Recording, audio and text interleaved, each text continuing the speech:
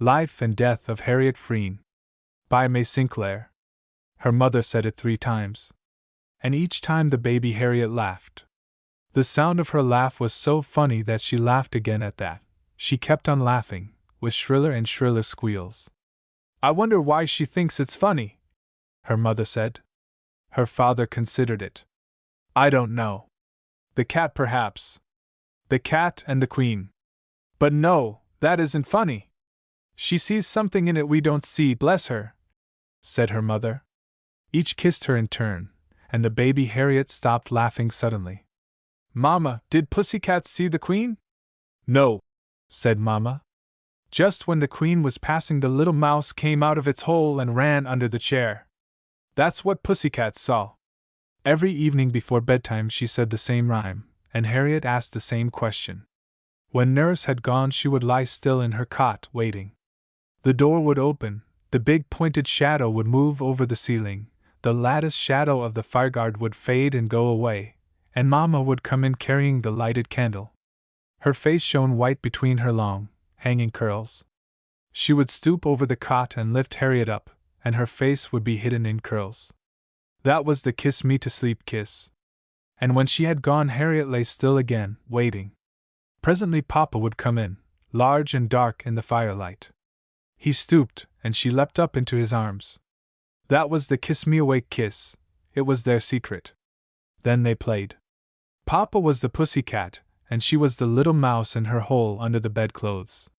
They played till Papa said, "No more," and tucked the blankets tight in. Now you're kissing like Mama.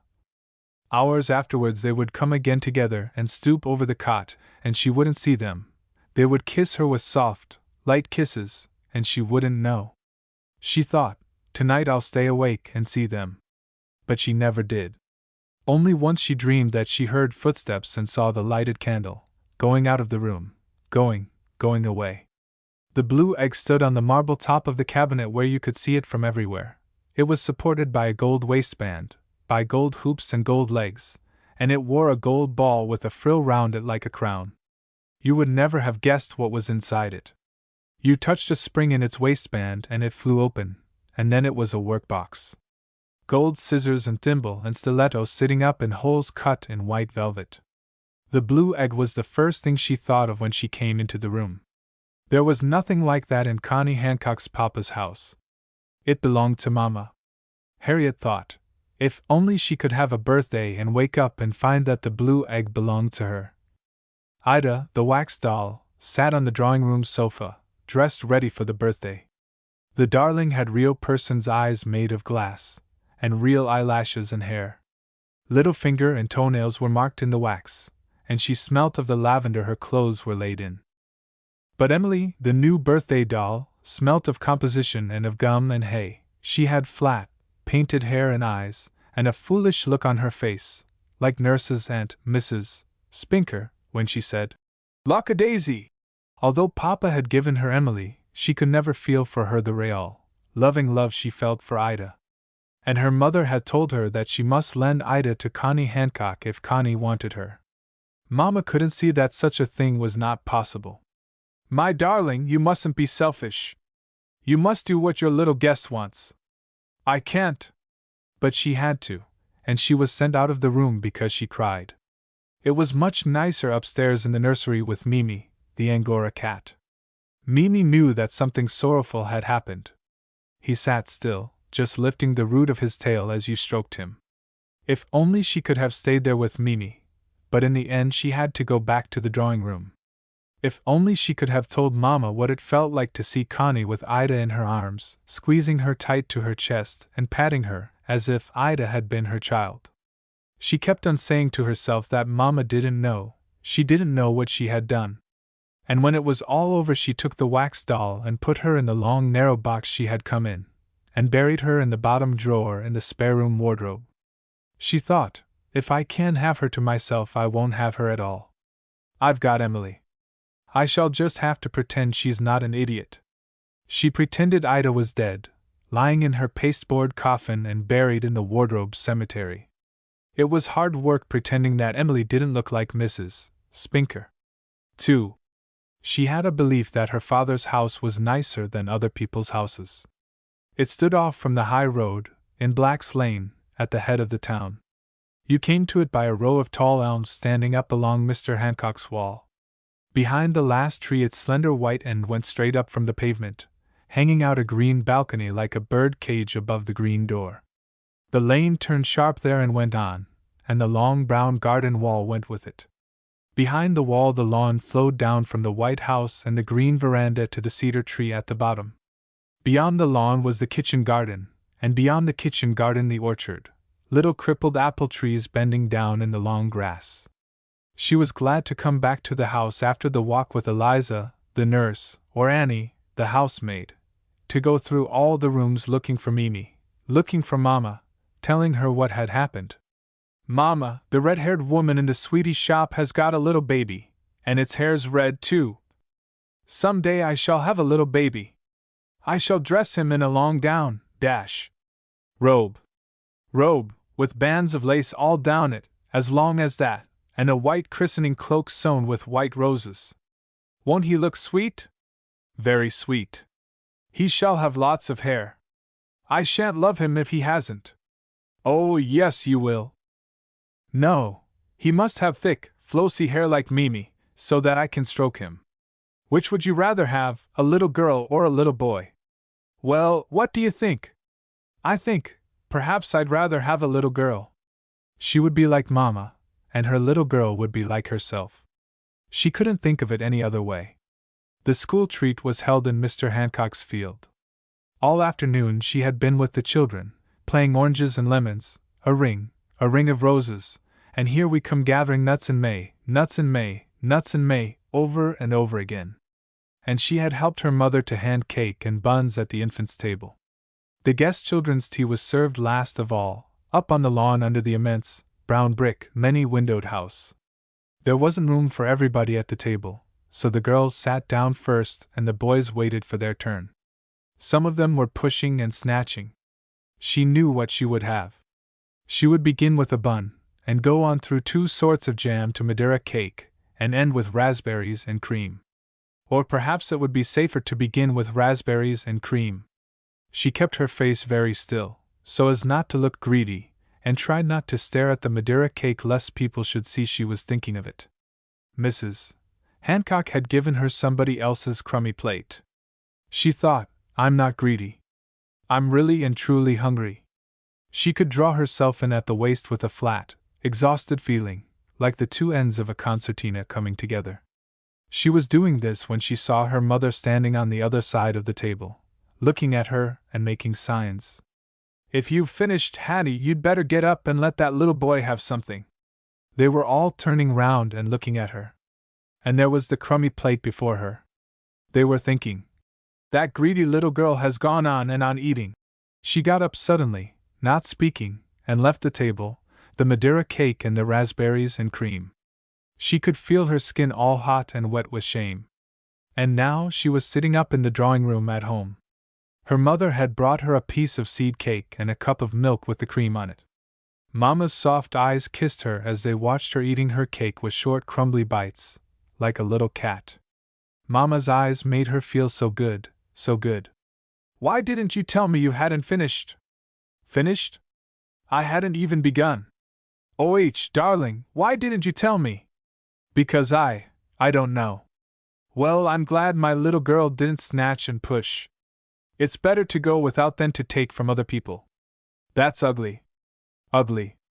Being naughty was just that. Doing ugly things. Being good was being beautiful like Mama. She wanted to be like her mother. Sitting up there and being good felt delicious.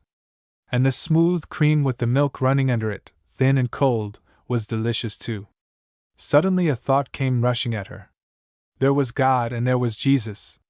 But even God and Jesus were not more beautiful than Mama. They couldn't be. You mustn't say things like that, Hattie, you mustn't, really. It might make something happen. Oh, no, it won't. You don't suppose they're listening all the time. Saying things like that made you feel good and at the same time naughty, which was more exciting than only being one or the other. But Mama's frightened face spoiled it. What did she think? What did she think God would do? Red Campion.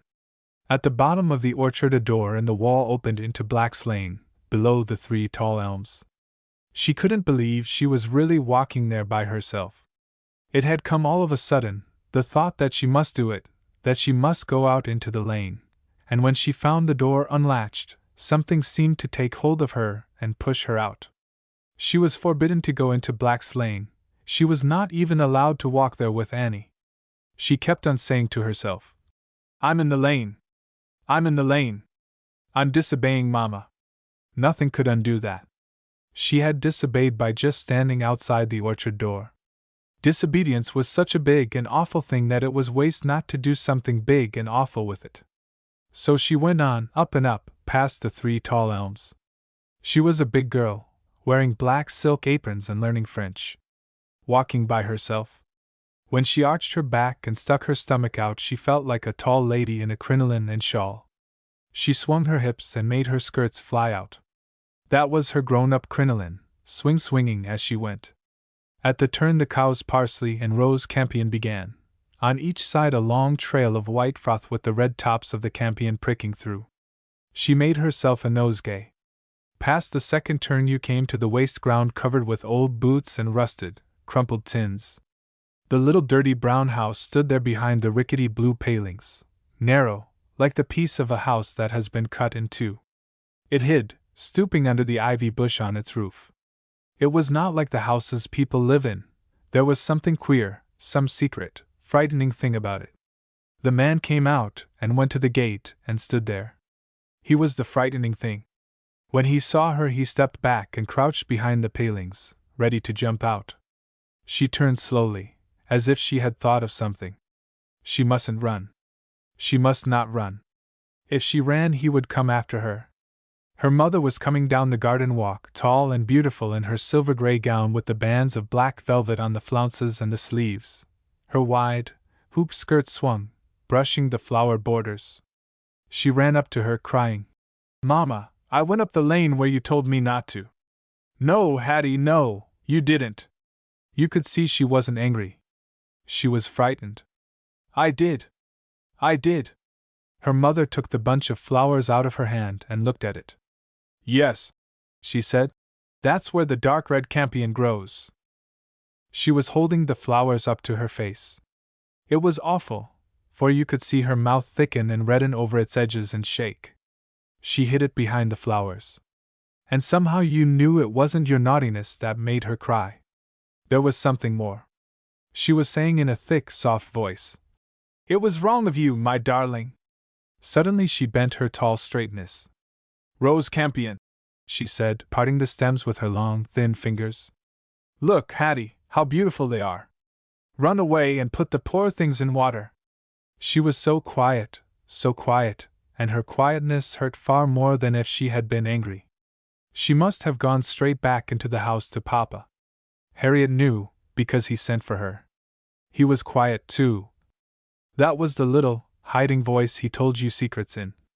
She stood close up to him, between his knees, and his arm went loosely round her to keep her there while he looked into her eyes.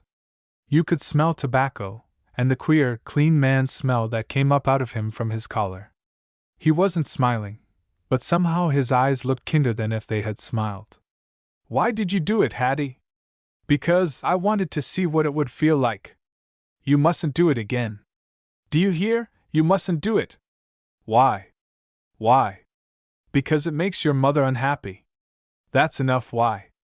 But there was something more. Mama had been frightened. Something to do with the frightening man in the lane. Why does it make her? She knew, but she wanted to see what he would say. "I said that was enough. Do you know what you've been guilty of?" "Disobedience." "More than that. Breaking trust. Meanness. It was mean and dishonorable of you when you knew you wouldn't be punished." "Isn't there to be a punishment?" "No, people are punished to make them remember. We want you to forget." His arm tightened, drawing her closer. And the kind, secret voice went on. "Forget ugly things. Understand, Hattie, nothing is forbidden. We don't forbid because we trust you to do what we wish. To behave beautifully. There, there! She hid her face on his breast against his tickly coat, and cried. She would always have to do what they wanted. The unhappiness of not doing it was more than she could bear. All very well to say there would be no punishment. Their unhappiness was the punishment. It hurt more than anything. It kept on hurting when she thought about it. The first minute of tomorrow she would begin behaving beautifully as she could. They wanted you too. They wanted it more than anything because they were so beautiful. So good. So wise. But 3 years went before Harriet understood how wise they had been, and why her mother took her again and again into Black's Lane to pick red campion, so that it was always the red campion she remembered. They must have known all the time about Black's Lane. Annie, the housemaid, used to say it was a bad place. Something had happened to a little girl there. Annie hushed and reddened and wouldn't tell you what it was. Then one day, when she was 13, standing by the apple tree, Connie Hancock told her a secret. Behind the dirty blue palings, she shut her eyes, squeezing the lids down, frightened. But when she thought of the lane, she could see nothing but the green banks, the 3 tall elms, and the red campion pricking through the white froth of the cow's parsley. Her mother stood on the garden walk in her wide, swinging gown. She was holding the red and white flowers up to her face and saying, "Look, how beautiful they are!" She saw her all the time while Connie was telling her the secret. She wanted to get up and go to her. Connie knew what it meant when you stiffened suddenly and made yourself tall and cold and silent. The cold silence would frighten her, and she would go away. Then Harriet thought she could get back to her mother and Longfellow. Every afternoon, through the hours before her father came home, she sat in the cool, green-lighted drawing-room reading Evangeline aloud to her mother. When they came to the beautiful places, they looked at each other and smiled. She passed through her 14th year sedately, to the sound of Evangeline. Her upright body, her lifted, delicately obstinate, rather wistful face expressed her small, conscious determination to be good. She was silent with emotion when Mrs. Hancock told her she was growing like her mother. 3. Connie Hancock was her friend. She had once been a slender, wide-mouthed child, top-heavy with her damp clumps of hair. Now she was squaring and thickening and looking horrid, like Mr. Hancock. Beside her Harriet felt tall and elegant and slender. Mama didn't know what Connie was really like. It was one of those things you couldn't tell her. She said Connie would grow out of it. Meanwhile you could see he wouldn't. Mr. Hancock had red whiskers, and his face squatted down in his collar, instead of rising nobly up out of it like Papa's. It looked as if it was thinking things that made its eyes bulge and its mouth curl over and slide like a drawn loop. When you talked about Mr. Hancock, Papa gave a funny laugh as if he was something improper. He said Connie ought to have red whiskers. Mrs. Hancock, Connie's mother, was Mama's dearest friend. That was why there had always been Connie. She could remember her, squirming and spluttering in her high nursery chair. And there had always been Mrs. Hancock, refined and mournful, looking at you with gentle, disappointed eyes. She was glad that Connie hadn't been sent to her boarding school, so that nothing could come between her and Priscilla Heaven. Priscilla was her real friend. It had begun in her 3rd term, when Priscilla first came to the school, unhappy and shy, afraid of the new faces. Harriet took her to her room. She was thin, in her shabby black velvet jacket. She stood looking at herself in the greenish glass over the yellow-painted chest of drawers. Her heavy black hair had dragged the net and broken it. She put up her thin arms, helpless. "They'll never keep me," she said. "I'm so untidy." "It wants more pins," said Harriet. "Ever so many more pins. If you put them in head downwards they'll fall out. I'll show you." Priscilla trembled with joy when Harriet asked her to walk with her. She had been afraid of her at first because she behaved so beautifully. Soon they were always together. They sat side by side at the dinner table and in school, black-head and golden brown leaning to each other over the same book. They walked side by side in the packed procession, going 2 by 2. They slept in the same room, the 2 white beds drawn close together. A white dimity curtain hung between. They drew it back so that they could see each other lying there in the summer dusk and in the clear mornings when they waked. Harriett loved Priscilla's odd, dusk-white face, her long hound's nose seeking, her wide mouth, restless between her shallow, fragile jaws, her eyes black, cleared with spots of jade gray, prominent, showing white rims when she was startled. She started at sudden noises. She quivered and stared when you caught her dreaming. She cried when the organ burst out triumphantly in church. You had to take care every minute that you didn't hurt her. She cried when term ended and she had to go home. Priscilla's home was horrible. Her father drank, her mother fretted, they were poor, a rich aunt paid for her schooling. When the last midsummer holidays came, she spent them with Harriett. OHH! Prissy drew in her breath when she heard they were to sleep together in the big bed in the spare room. She went about looking at things, curious, touching them softly as if they were sacred. She loved the 2 rough-coated china lambs on the chimney-piece, and, oh, the dear little china boxes with the flowers sitting up on them. But when the bell rang, she stood quivering in the doorway. I'm afraid of your father and mother, Hattie. They won't like me. I know they won't like me. They will. They'll love you, Hattie said. And they did. They were sorry for the little white-faced, palpitating thing. It was their last night. Priscilla wasn't going back to school again. Her aunt, she said, was only paying for a year. They lay together in the big bed, dim, face to face, talking. Hattie, if you wanted to do something most awfully, more than anything else in the world, and it was wrong, would you be able not to do it? I hope so. I think I would, because I know if I did it would make Papa and Mama unhappy. Yes, but suppose it was giving up something you wanted, something you loved more than them, could you? Yes. If it was wrong for me to have it. And I couldn't love anything more than them. But if you did, you'd give it up. I'd have to. Hattie, I couldn't. Oh, yes, you could if I could. No, no. How do you know you couldn't? Because I haven't. I oughtn't to have gone on staying here. My father's ill. They wanted me to go to them and I wouldn't go. Oh, Prissy. There, you see. But I couldn't. I couldn't. I was so happy here with you. I couldn't give it up. If your father had been like Papa, you would have.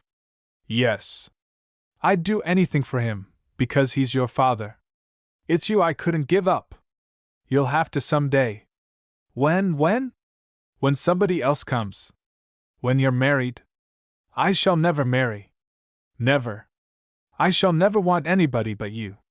If we could always be together. I can't think why people marry, Hattie. Still, Hattie said, they do. It's because they haven't ever cared as you and me care. Hattie, if I don't marry anybody, you won't, will you? I'm not thinking of marrying anybody. No, but promise on your honor you won't ever. I'd rather not promise. You see, I might. I shall love you all the same, Priscilla, all my life. No, you won't. It'll all be different. I love you more than you love me. But I shall love you all my life and it won't be different. I shall never marry.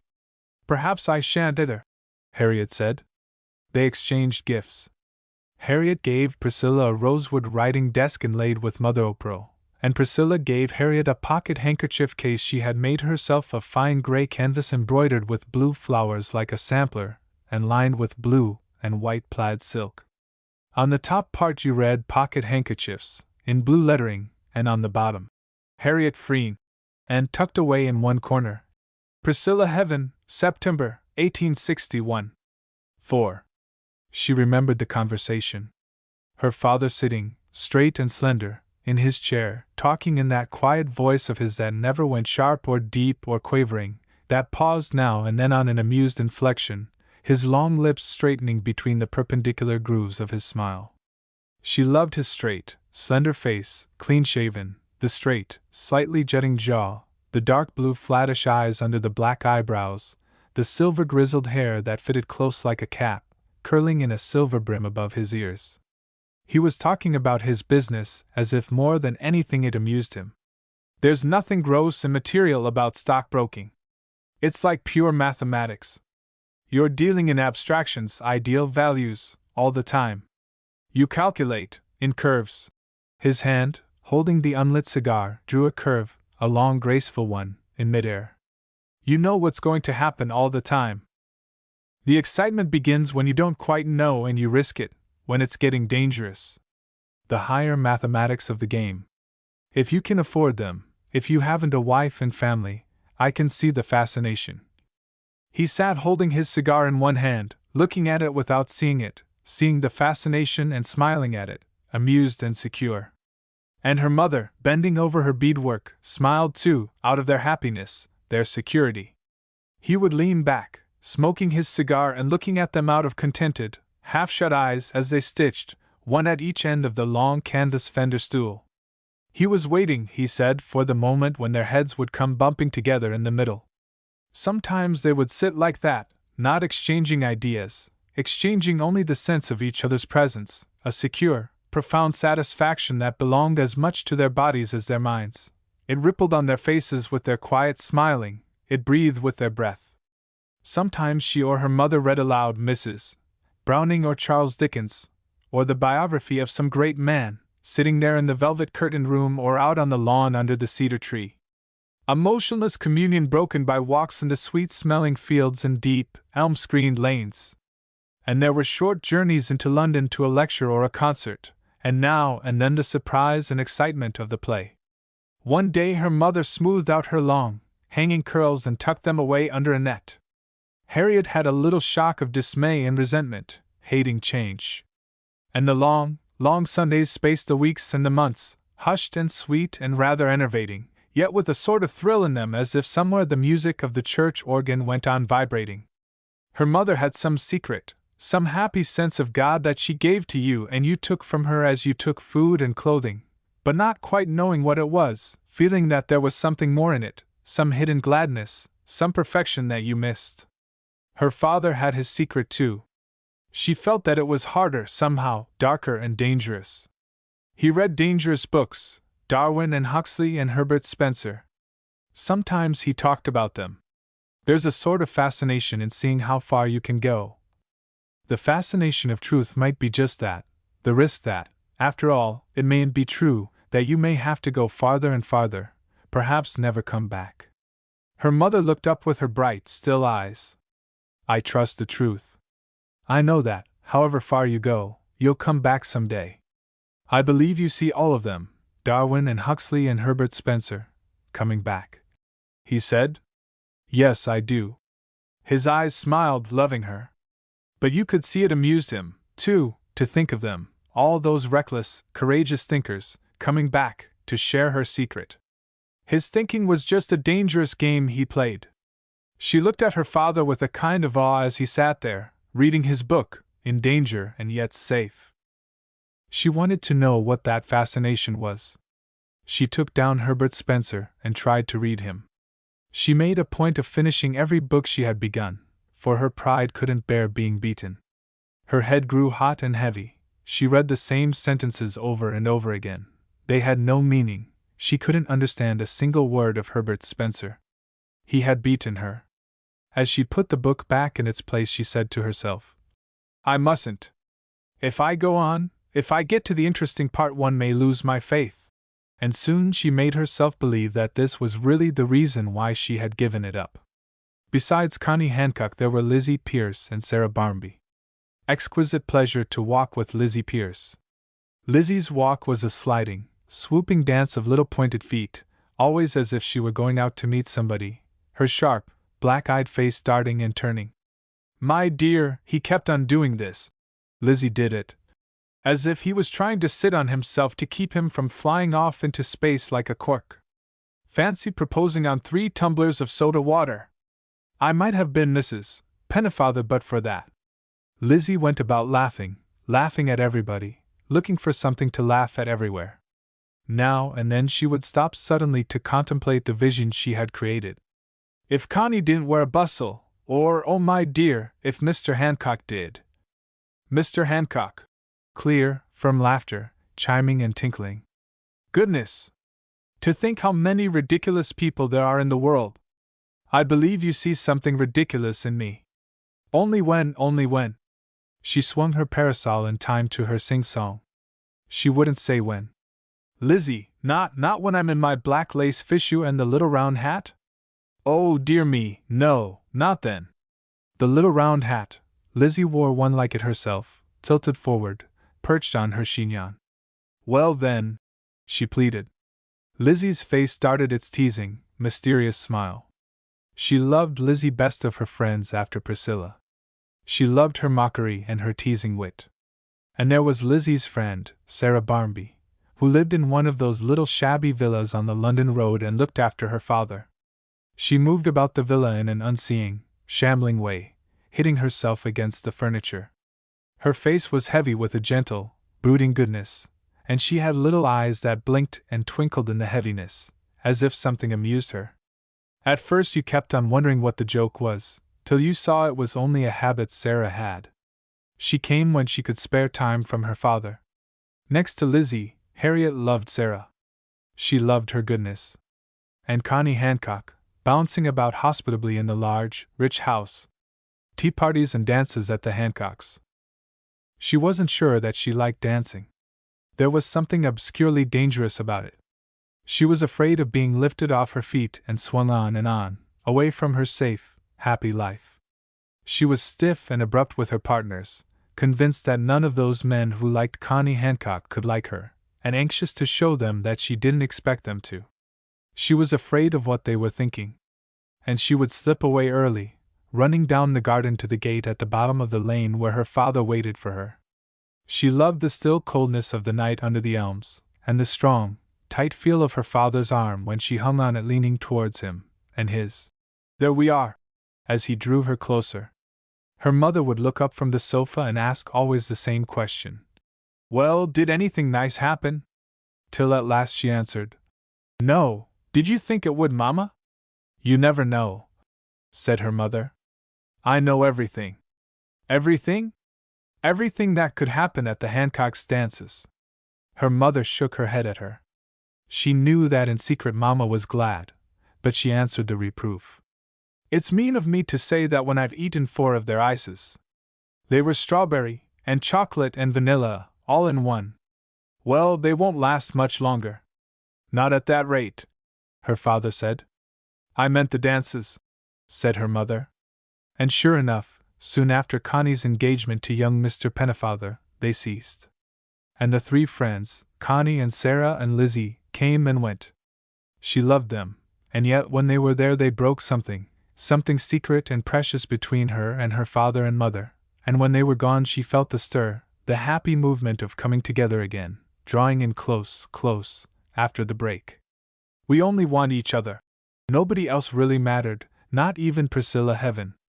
Year after year the same. Her mother parted her hair into 2 sleek wings. She wore a rosette and lappets of black velvet and lace on a glistening beetle-backed chignon. And Harriet felt again her shock of resentment. She hated to think of her mother subject to change and time. And Priscilla came year after year, still loving, still protesting that she would never marry. Yet they were glad when even Priscilla had gone and left them to each other.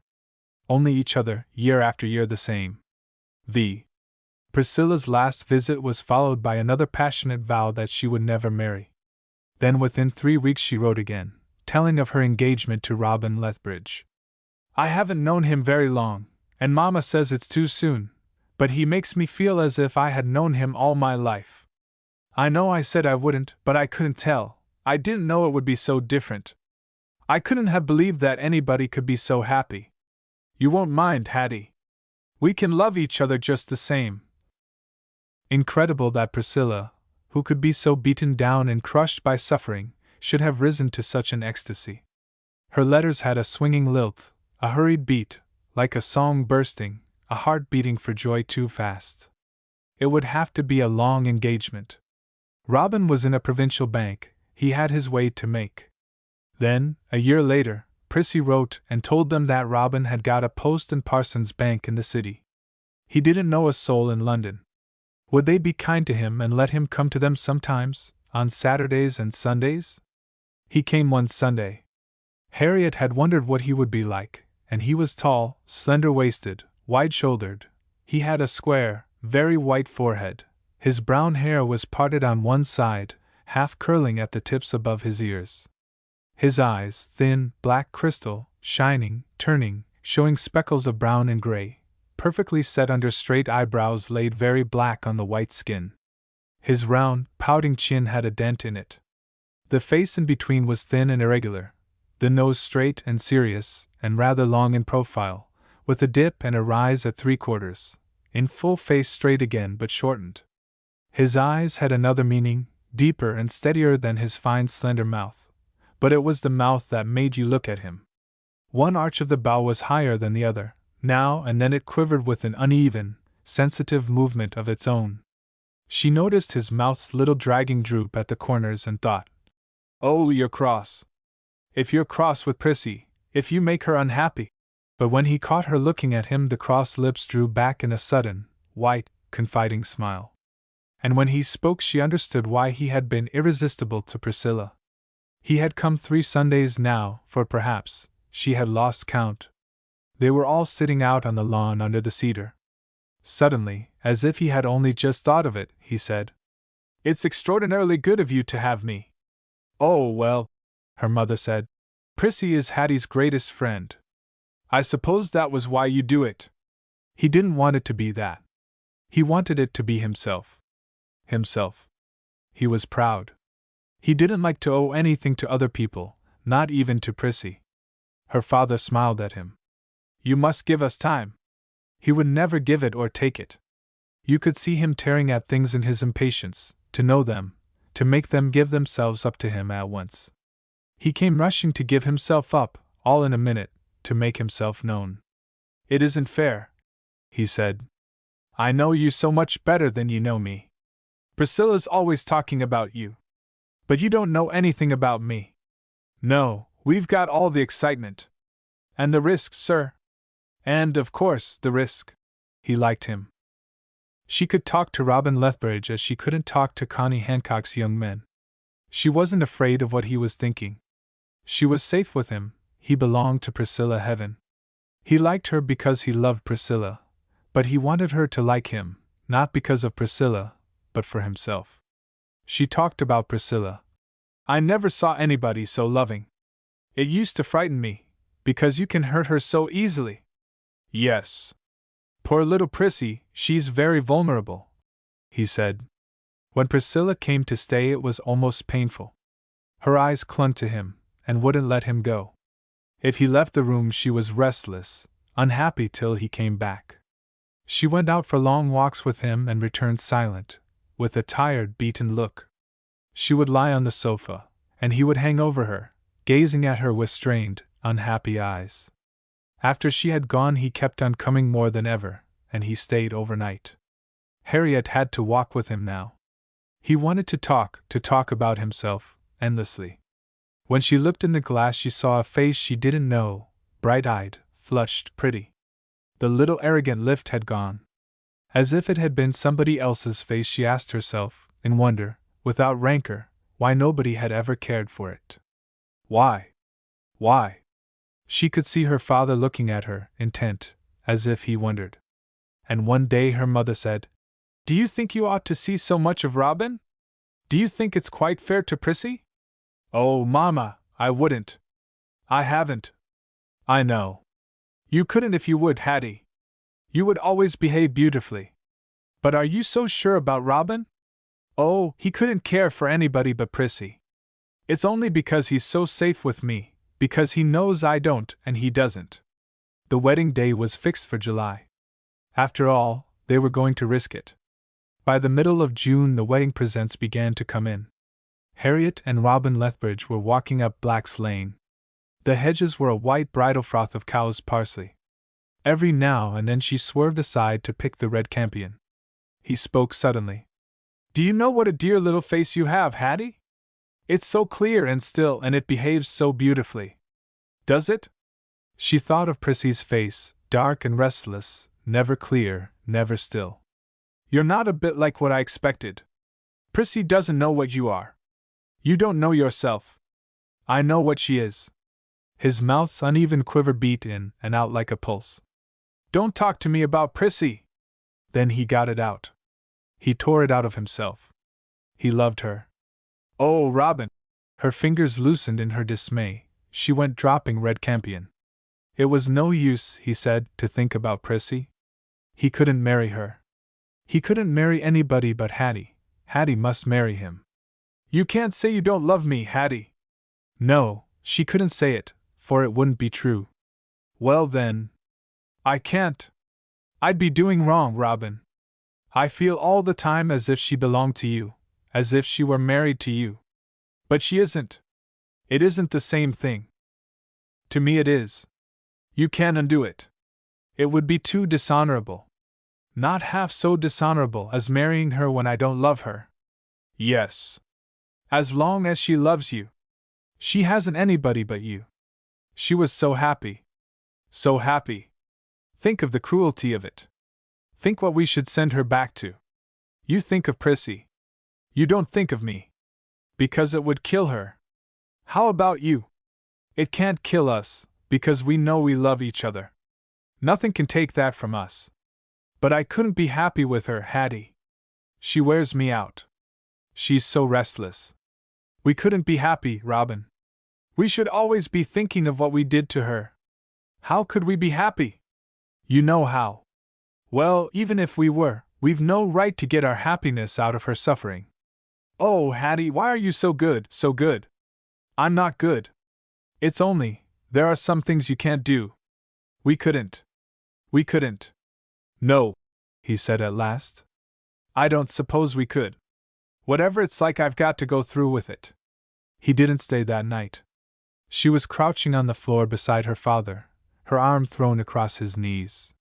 Her mother had left them there. Papa, do you know? Your mother told me. You've done the right thing. You don't think I've been cruel? He said I didn't think of him. Oh, no, you couldn't do anything else. She couldn't. She couldn't. It was no use thinking about him. Yet night after night, for weeks and months, she thought, and cried herself to sleep. By day she suffered from Lizzie's sharp eyes and Sarah's brooding pity and Connie Pennefather's callous, married stare. Only with her father and mother she had peace.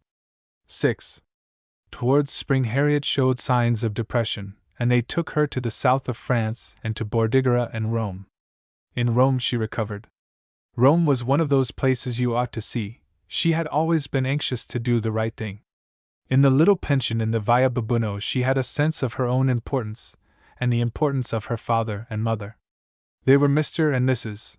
Hilton Frean and Miss Harriett Frean, seeing Rome.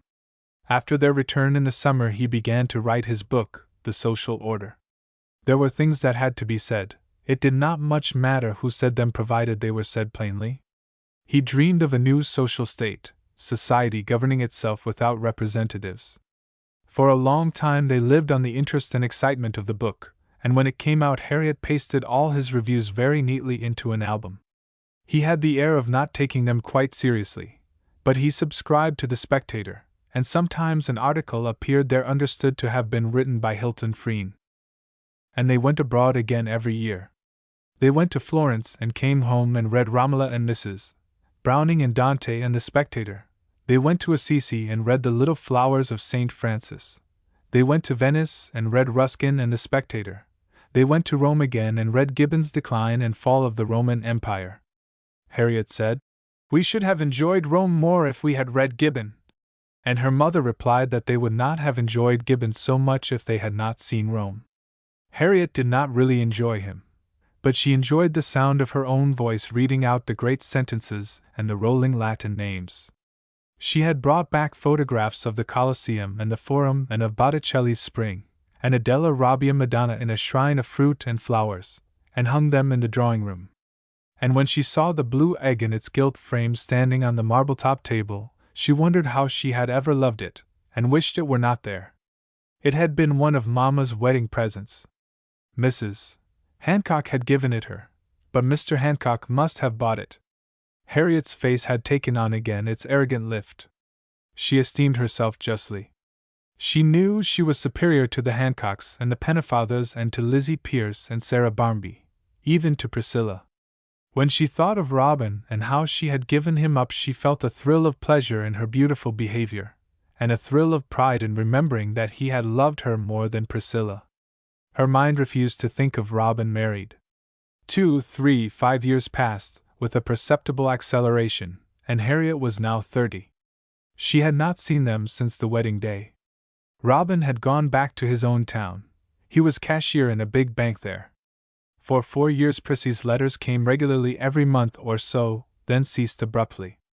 Then Robin wrote and told her of Prissy's illness. A mysterious paralysis.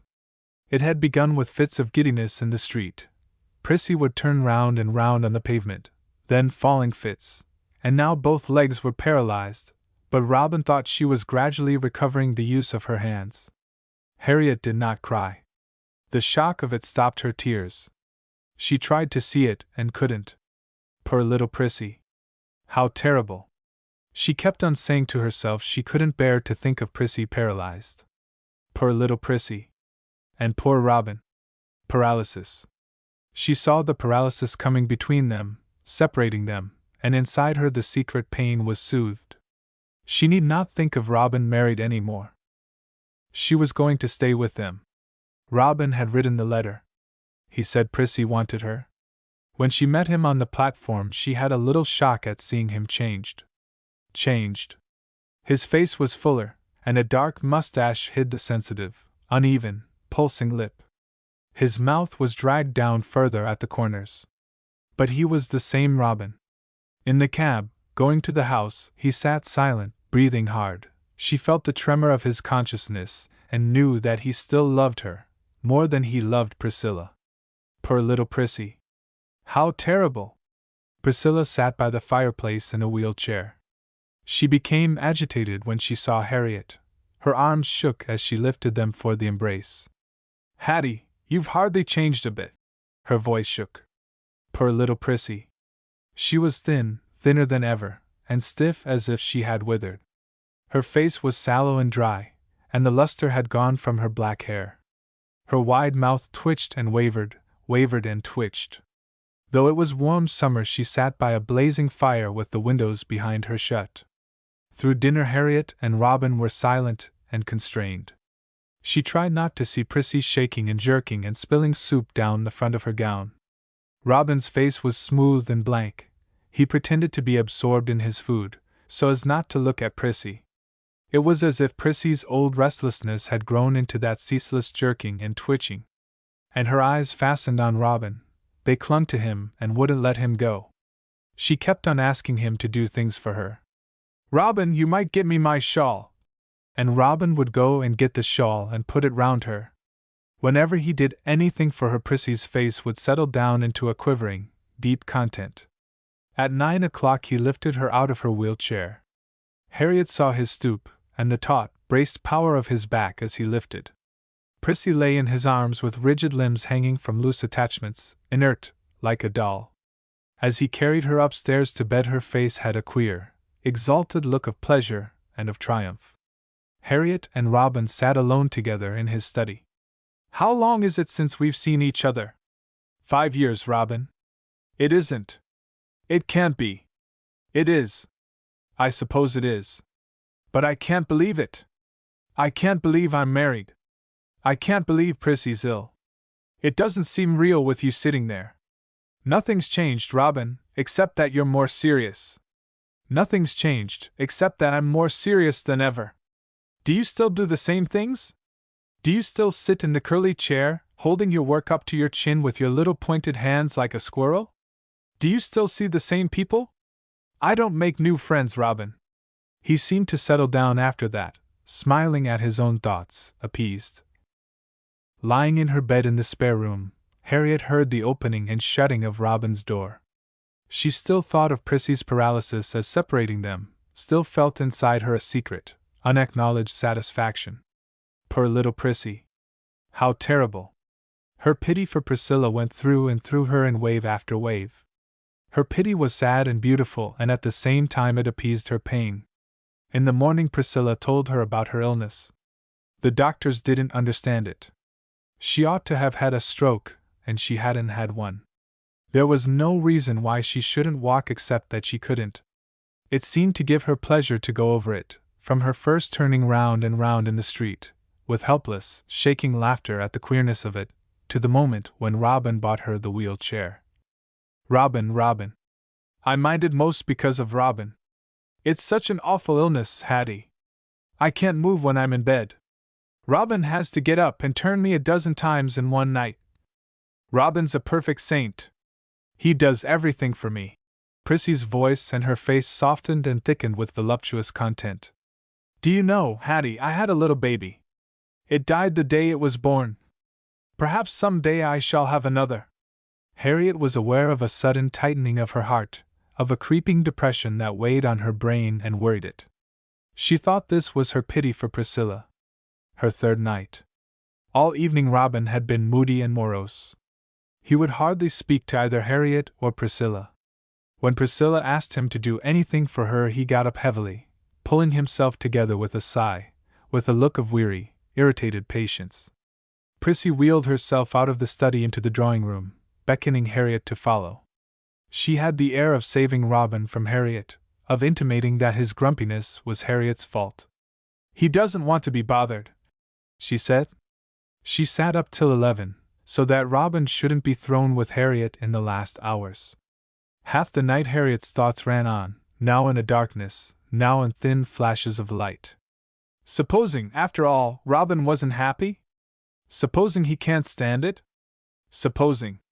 But why is he angry with me? Then a clear thought.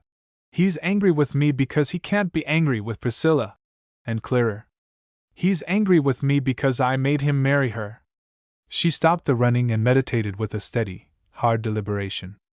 She thought of her deep, spiritual love for Robin, of Robin's deep spiritual love for her, of his strength in shouldering his burden. It was through her renunciation that he had grown so strong, so pure, so good. Something had gone wrong with Prissy. Robin, coming home early on Saturday afternoon, had taken Harriet for a walk all evening, and all through Sunday it was Priscilla who sulked and snapped when Harriet spoke to her. On Monday morning she was ill, and Robin ordered her to stay in bed. Monday was Harriet's last night. Priscilla stayed in bed till 6 o'clock, when she heard Robin come in. Then she insisted on being dressed and carried downstairs. Harriet heard her calling to Robin, and Robin saying, "I told you weren't to get up till tomorrow," and a sound like Prissy crying. At dinner she shook and jerked and spilled things worse than ever. Robin gloomed at her. "You know you ought to be in bed. You'll go at 9. If I go, you'll go. You've got a headache." "I should think I had, sitting in this furnace." The heat of the dining room oppressed him, but they sat on there after dinner because Prissy loved the heat. Robin's pale, blank face had a sick look, a deadly smoothness. He had to lie down on the sofa in the window. When the clock struck 9 he sighed and got up, dragging himself as if the weight of his body was more than he could bear. He stooped over Prissy and lifted her. "Robin, you can't! You're dropping to pieces." "I'm all right." He heaved her up with one tremendous, irritated effort, and carried her upstairs, fast, as if he wanted to be done with it. Through the open doors Harriet could hear Prissy's pleading whine, and Robin's voice, hard and controlled. Presently he came back to her, and they went into his study. They could breathe there, he said. They sat without speaking for a little time. The silence of Prissy's room overhead came between them. Robin spoke first. "I'm afraid it hasn't been very gay for you with poor Prissy in this state." "Poor Prissy? She's very happy, Robin." He stared at her. His eyes, round and full and steady, taxed her with falsehood, with hypocrisy. "You don't suppose I'm not, do you?" "No." There was a movement in her throat, as though she swallowed something hard. "No, I want you to be happy." "You don't. You want me to be rather miserable." "Robin!" She contrived a sound like laughter. But Robin didn't laugh. His eyes, morose and cynical, held her there. "That's what you want. At least I hope you do. If you didn't..." She fenced off the danger. "Do you want me to be miserable then?" At that he laughed out. "No, I don't. I don't care how happy you are." She took the pain of it, the pain he meant to give her. That evening he hung over Priscilla with a deliberate, exaggerated tenderness. "Dear! Dearest!" He spoke the words to Priscilla, but he sent out his voice to Harriet.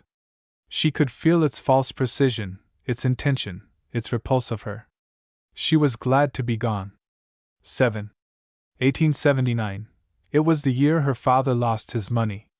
Harriet was nearly 35. She remembered the day, late in November, when they heard him coming home from the office early. Her mother raised her head and said, "That's your father, Harriet. He must be ill." She always thought of 79 as one continuous November. Her father and mother were alone in the study for a long time. She remembered Annie going in with the lamp and coming out, and whispering that they wanted her. She found them sitting in the lamplight alone, close together, holding each other's hands. Their faces had a strange, exalted look. "Harriet, my dear, I've lost every shilling I possessed, and here's your mother saying she doesn't mind," he began to explain in his quiet voice. "When all the creditors are paid in full there'll be nothing but your mother's 200 a year. And the insurance money when I'm gone. Oh, Papa, how terrible!" "Yes, Hattie. I mean the insurance. It's gambling with your life. My dear, if that was all I'd gambled with." It seemed that half his capital had gone in what he called the higher mathematics of the game. The creditors would get the rest. "We shall be no worse off," her mother said, "than we were when we began. We were very happy then. We. How about Harriet? Harriet isn't going to mind. You're not going to mind. We shall have to sell this house and live in a smaller one. And I can't take my business up again.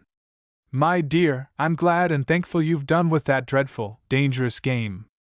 I'd no business to play it.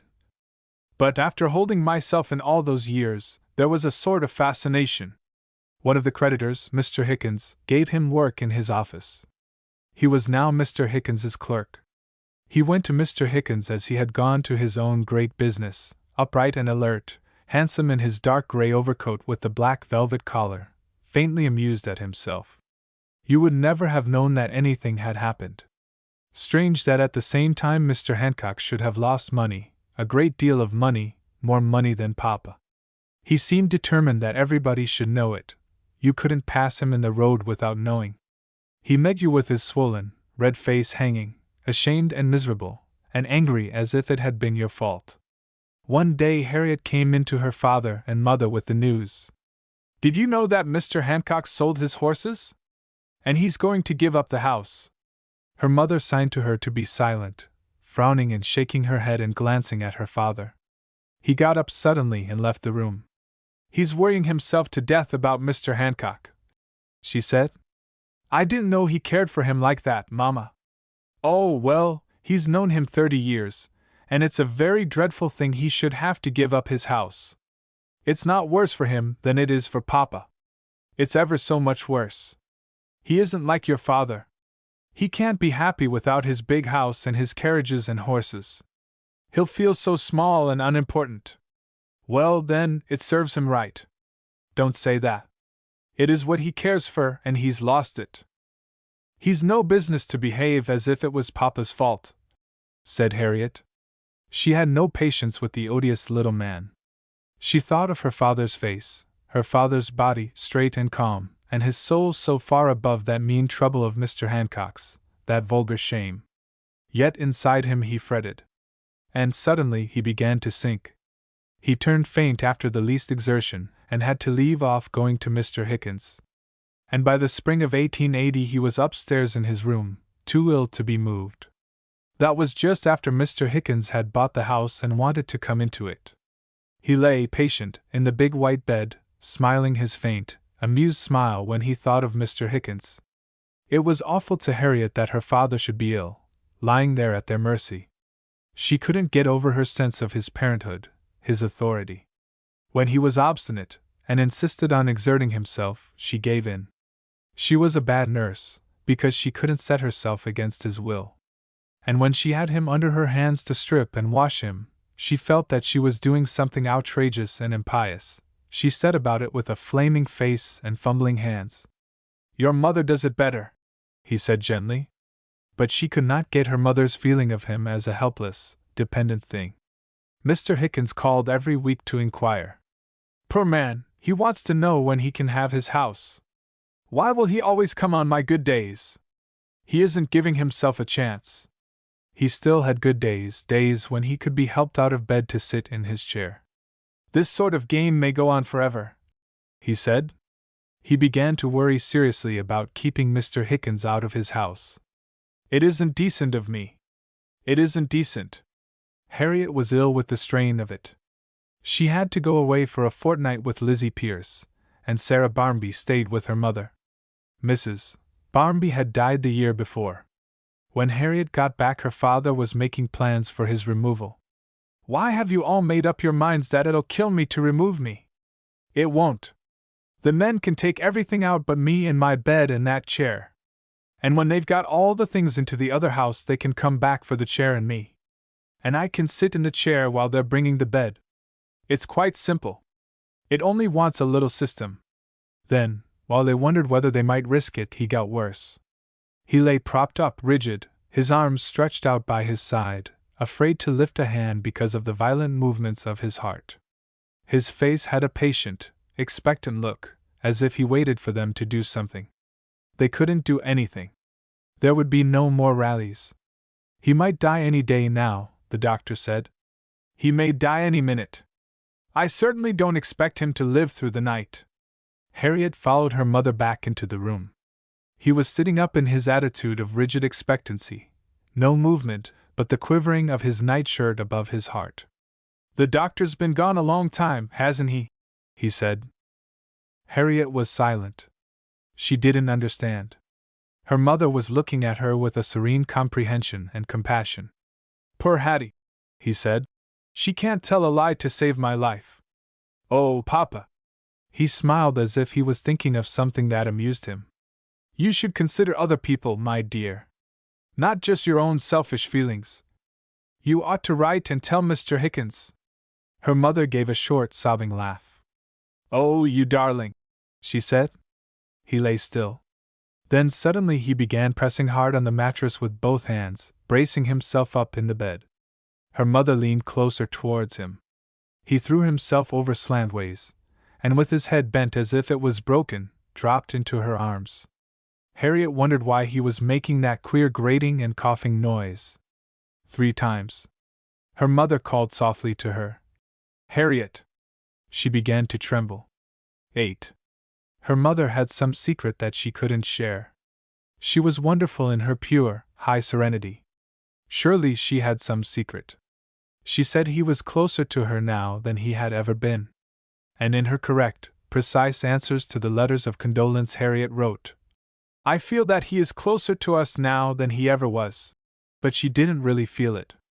She only felt that to feel it was the beautiful and proper thing. She looked for her mother's secret and couldn't find it. Meanwhile, Mr. Hickens had given them 6 weeks. They had to decide where they would go, into Devonshire or into a cottage at Hampstead where Sarah Barmby lived now. Her mother said, Do you think you'd like to live in Sidmouth, near Aunt Harriet? They had stayed one summer at Sidmouth with Aunt Harriet. She remembered the red cliffs, the sea, and Aunt Harriet's garden stuffed with flowers. They had been happy there. She thought she would love that, the sea and the red cliffs and a garden like Aunt Harriet's. But she was not sure whether it was what her mother really wanted. Mama would never say. She would have to find out somehow. Well, what do you think? It would be leaving all your friends, Hattie. My friends, yes. But Lizzie and Sarah and Connie Pennefather. She could live without them. Oh, there's Mrs. Hancock. Well, her mother's voice suggested that if she were put to it she could live without Mrs. Hancock. And Harriet thought, she does want to go to Sidmouth then. It would be very nice to be near Aunt Harriet. She was afraid to say more than that lest she should show her own wish before she knew her mother's. Aunt Harriet. Yes. But it's very far away, Hattie. We should be cut off from everything. Lectures and concerts. We couldn't afford to come up and down. No, we couldn't. She could see that Mama did not really want to live in Sidmouth. She didn't want to be near Aunt Harriet. She wanted the cottage at Hampstead and all the things of their familiar, intellectual life going on and on. After all, that was the way to keep near to Papa, to go on doing the things they had done together. Her mother agreed that it was the way. "I can't help feeling," Harriett said.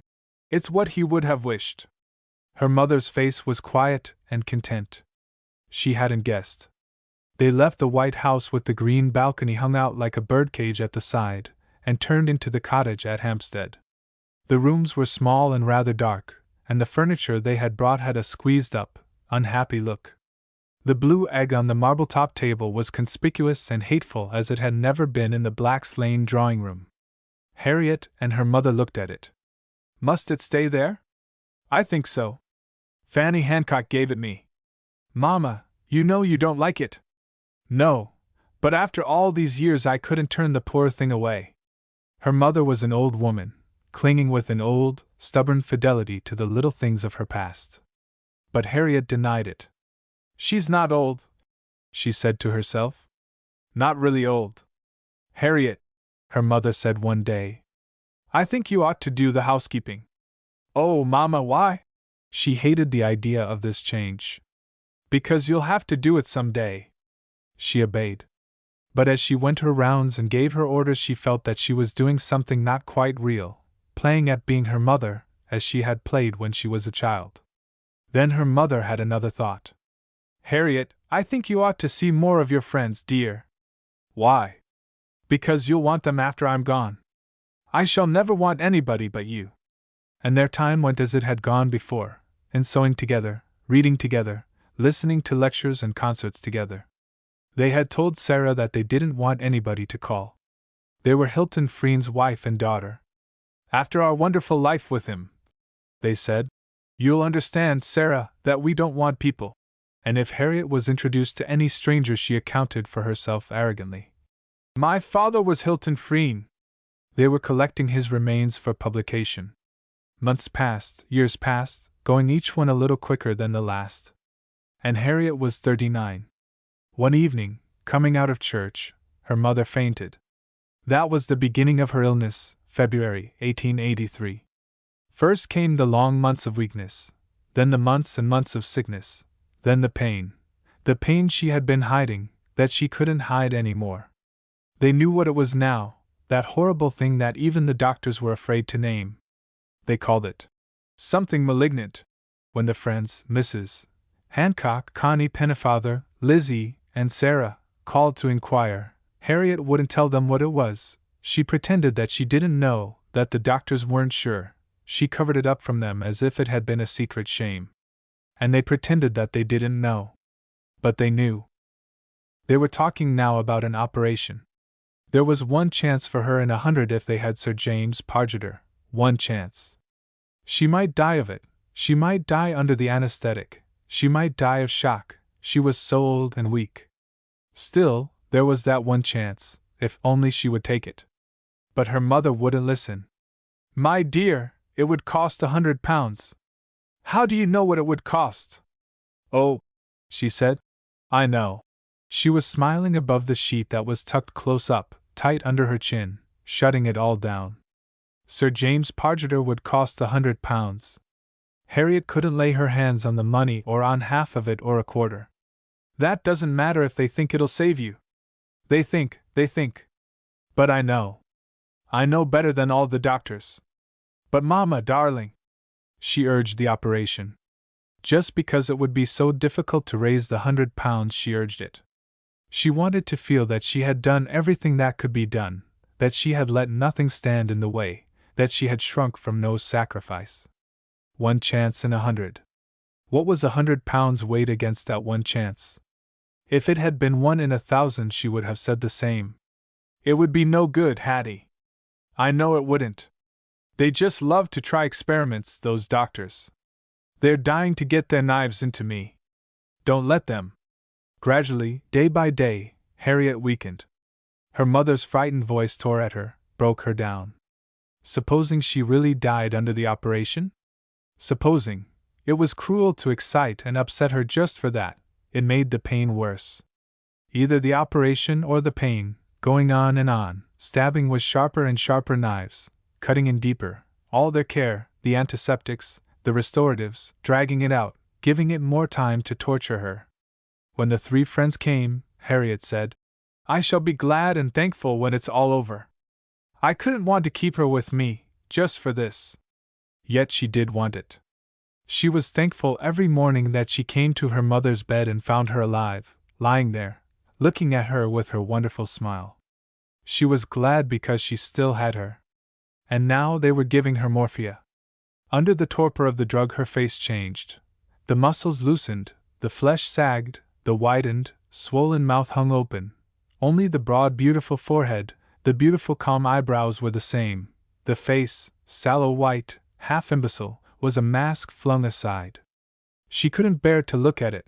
It wasn't her mother's face. Her mother had died already under the morphia. She had a shock every time she came in and found it still there. On the day her mother died, she told herself she was glad and thankful. She met her friends with a little quiet, composed face, saying, "I'm glad and thankful she's at peace." But she wasn't thankful, she wasn't glad. She wanted her back again. And she reproached herself, one minute for having been glad, and the next for wanting her. She consoled herself by thinking of the sacrifices she had made, how she had given up Sidmouth, and how willingly she would have paid the £100. "I sometimes think, Hattie," said Mrs. Hancock, melancholy and condoling, "that it would have been very different if your poor mother could have had her wish." What wish?" "Her wish to live in Sidmouth, near your Aunt Harriet." And Sarah Barmby, sympathizing heavily, stopping short and brooding, trying to think of something to say. "If the operation had only been done 3 years ago, when they knew it would save her." 3 years ago? But we didn't know anything about it then. She did. Don't you remember? It was when I stayed with her. Oh, Hattie, didn't she tell you? She never said a word. Oh, well, she wouldn't hear of it, even then when they didn't give her 2 years to live. 3 years? She had had it 3 years ago. She had known about it all that time. 3 years ago the operation would have saved her. She would have been here now. Why had she refused it when she knew it would save her? She had been thinking of the £100. To have known about it 3 years and said nothing. To have gone believing she hadn't 2 years to live. That was her secret. That was why she had been so calm when Papa died. She had known she would have him again so soon. Not 2 years. If I'd been them, Lizzie was saying, I'd have bitten my tongue out before I told you. It's no use worrying, Hattie. You did everything that could be done. I know. She held up her face against them, but to herself she said that everything had not been done. Her mother had never had her wish. And she had died in agony, so that she, Harriet, might keep her £100. 9. In all her previsions of the event she had seen herself surviving as the same Harriett Frean with the addition of an overwhelming grief. She was horrified at this image of herself persisting beside her mother's place empty in space and time. But she was not there. Through her absorption in her mother some large, essential part of herself had gone. It had not been so when her father died. What he had absorbed was given back to her, transferred to her mother. All her memories of her mother were joined to the memory of this now irrecoverable self. She tried to reinstate herself through grief. She sheltered behind her bereavement, affecting a more profound seclusion, abhorring strangers. She was more than ever the reserved, fastidious daughter of Hilton Frean. She had always thought of herself as different from Connie and Sarah, living with a superior, intellectual life. She turned to the books she had read with her mother, Dante, Browning, Carlyle, and Ruskin, the biographies of great men, trying to retrace the footsteps of her lost self, to revive the forgotten thrill. But it was no use.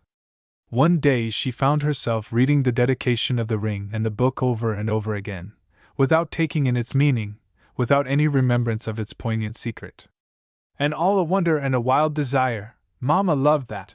She thought she loved it too, but what she loved was the dark green book she had seen in her mother's long, white hands, and the sound of her mother's voice reading.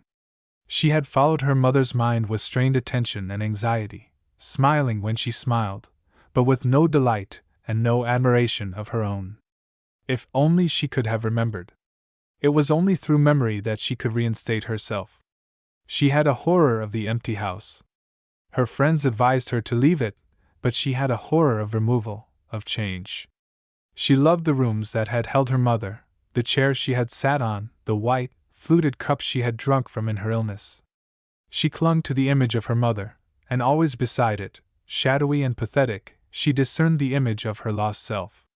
When the horror of emptiness came over her, she dressed herself in her black, with delicate care and precision, and visited her friends. Even in moments of no intention she would find herself knocking at Lizzie's door or Sarah's or Connie Pennefather's. If they were not in, she would call again and again, till she found them. She would sit for hours, talking, spinning out the time. She began to look forward to these visits. Wonderful! The sweet peas she had planted had come up. Hitherto Harriett had looked on the house and garden as parts of the space that contained her without belonging to her. She had had no sense of possession. This morning she was arrested by the thought that the plot she had planted was hers. The house and garden were hers. She began to take an interest in them. She found that by a system of punctual movements she could give to her existence the reasonable appearance of an aim. Next spring, a year after her mother's death, she felt the vague stirring of her individual soul. She was free to choose her own vicar. She left her mother's Dr. Braithwaite, who was broad and twice married, and went to Canon Wrench, who was unmarried and high. There was something stimulating in the short, happy service, the rich music, the incense, and the processions. She made new covers for the drawing room, in cretonne, a gay pattern of pomegranate and blue-green leaves. And as she had always had the cutlets broiled plain because her mother liked them that way, now she had them breaded. And Mrs. Hancock wanted to know why Harriett had forsaken her dear mother's church, and when Connie Pennefather saw the covers she told Harriett she was lucky to be able to afford new cretonne. It was more than she could. She seemed to think Harriett had no business to afford it. As for the breaded cutlets, Hannah opened her eyes and said, "That was how the mistress always had them, ma'am, when you was away." One day she took the blue egg out of the drawing room and stuck it on the chimney piece in the spare room. When she remembered how she used to love it, she felt that she had done something cruel and iniquitous, but necessary to the soul. She was taking out novels from the circulating library now. Not, she explained, for her serious reading. Her serious reading, her Dante, her Browning, her great man, lay always on the table ready to her hand, beside a copy of The Social Order and the remains of Hilton Frean, while secretly and half ashamed she played with some frivolous tale. She was satisfied with anything that ended happily and had nothing in it that was unpleasant, or difficult, demanding thought. She exalted her preferences into high canons. A novel ought to conform to her requirements. A novelist, she thought of him with some asperity, had no right to be obscure or depressing, or to add needless unpleasantness to the unpleasantness that had to be. The great men didn't do it. She spoke of George Eliot and Dickens and Mr. Thackeray. Lizzie Pierce had a provoking way of smiling at Harriett, as if she found her ridiculous. And Harriett had no patience with Lizzie's affectation in wanting to be modern, her vanity in trying to be young, her middle-aged raptures over the work, often unpleasant, of writers too young to be worth serious consideration. They had long arguments in which Harriett, beaten, retired behind The Social Order and the remains. "It's silly," Lizzie said, "not to be able to look at a new thing because it's new. That's the way you grow old."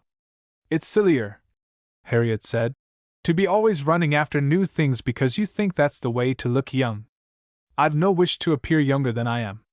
I've no wish to appear suffering from senile decay. There is a standard." Harriett lifted her obstinate and arrogant chin. "You forget that I'm Hilton Frean's daughter. I'm William Pierce's, but that hasn't prevented my being myself." Lizzie's mind had grown keener in her sharp middle age. As it played about her, Harriett cowered. It was like being exposed, naked, to a cutting wind. Her mind ran back to her father and mother, longing, like a child, for their shelter and support, for the blessed assurance of herself. At her worst she could still think with pleasure of the beauty of the act which had given Robin to Priscilla. X. My dear Harriett, thank you for your kind letter of sympathy. Although we had expected the end for many weeks, poor Prissy's death came to us as a great shock. But for her it was a blessed release, and we can only be thankful. You who knew her will realize the depth and extent of my bereavement. I have lost the dearest and most loving wife man ever had. Poor little Prissy. She couldn't bear to think she would never see her again. 6 months later Robin wrote again, from Sidmouth. Dear Harriet, Priscilla left you this locket in her will as a remembrance. I would have sent it before, but that I couldn't bear to part with her things all at once. I take this opportunity of telling you that I am going to be married again. Her heart heaved and closed. She could never have believed she could have felt such a pang. The lady is Miss Beatrice Walker, the devoted nurse who was with my dear wife all through her last illness. This step may seem strange and precipitate, coming so soon after her death, but I am urged to do it by the precarious state of my own health and by the knowledge that we are fulfilling poor Prissy's dying wish. Poor Prissy's dying wish. After what she had done for Prissy, if she had a dying wish, but neither of them had thought of her. Robin had forgotten her. Forgotten. But no, Priscilla had remembered. She had left her the locket with his hair in it. She had remembered, and she had been afraid, jealous of her. She couldn't bear to think that Robin might marry her, even after she was dead. She had made him marry this Walker woman so that he shouldn't. Oh, but he wouldn't. Not after 20 years. I didn't really think he would. She was 45, her face was lined and pitted and her hair was dust color, streaked with gray, and she could only think of Robin as she had last seen him, young, a young face, a young body, young, shining eyes. He would want to marry a young woman. He had been in love with this Walker woman, and Prissy had known it. She could see Prissy lying in her bed, helpless, looking at them over the edge of the white sheet. She had known that as soon as she was dead, before the sods closed over her grave, they would marry. Nothing could stop them. And she had tried to make herself believe it was her wish, her doing, not theirs. Poor little Prissy. She understood that Robin had been staying in Sidmouth for his health. A year later, Harriet, run down, was ordered to the seaside. She went to Sidmouth. She told herself that she wanted to see the place where she had been so happy with her mother, where poor Aunt Harriet had died. Looking through the local papers she found in the list of residents, Sidcote, Mr. and Mrs.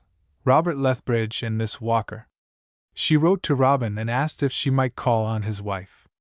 A mile of hot road through the town, and inland brought her to a door in a lane and a thatched cottage with a little lawn behind it. From the doorstep she could see 2 figures, a man and a woman, lying back in garden chairs. Inside the house she heard the persistent, energetic sound of hammering. The woman got up and came to her. She was young, pink-faced and golden-haired, and she said she was Miss Walker, Mrs. Lethbridge's sister. A tall, lean, gray man rose from the garden chair slowly, dragging himself with an invalid air. His eyes stared, groping, blurred films that trembled between the pouch and droop of the lids. Long cheeks, deep-grooved, dropped to the infirm mouth that sagged under the limp mustache. That was Robin. He became agitated when he saw her. Poor Robin, she thought. All these years, and it's too much for him, seeing me. Presently he dragged himself from the lawn to the house and disappeared through the French window where the hammering came from. Have I frightened him away? She said. Oh, no, he's always like that when he sees strange faces. My face isn't exactly strange. Well, he must have thought it was. A sudden chill crept through her. He'll be all right when he gets used to you, Miss Walker said. The strange face of Miss Walker chilled her. A strange young woman, living close to Robin, protecting him, explaining Robin's ways. The sound of hammering ceased. Through the long, open window she saw a woman rise up from the floor and shed a white apron. She came down the lawn to them, with raised arms, patting disordered hair, large, a full, firm figure clipped in blue linen. A full-blown face, bluish-pink, thick gray eyes slightly protruding, a thick mouth, solid and firm and kind. That was Robin's wife. Her sister was slighter, fresher, a good 10 years younger, Harriet thought. Excuse me, we're only just settling in. I was nailing down the carpet in Robin's study. Her lips were so thick that they moved stiffly when she spoke or smiled. She panted a little as if from extreme exertion. When they were all seated, Mrs. Lethbridge addressed her sister. Robin was quite right.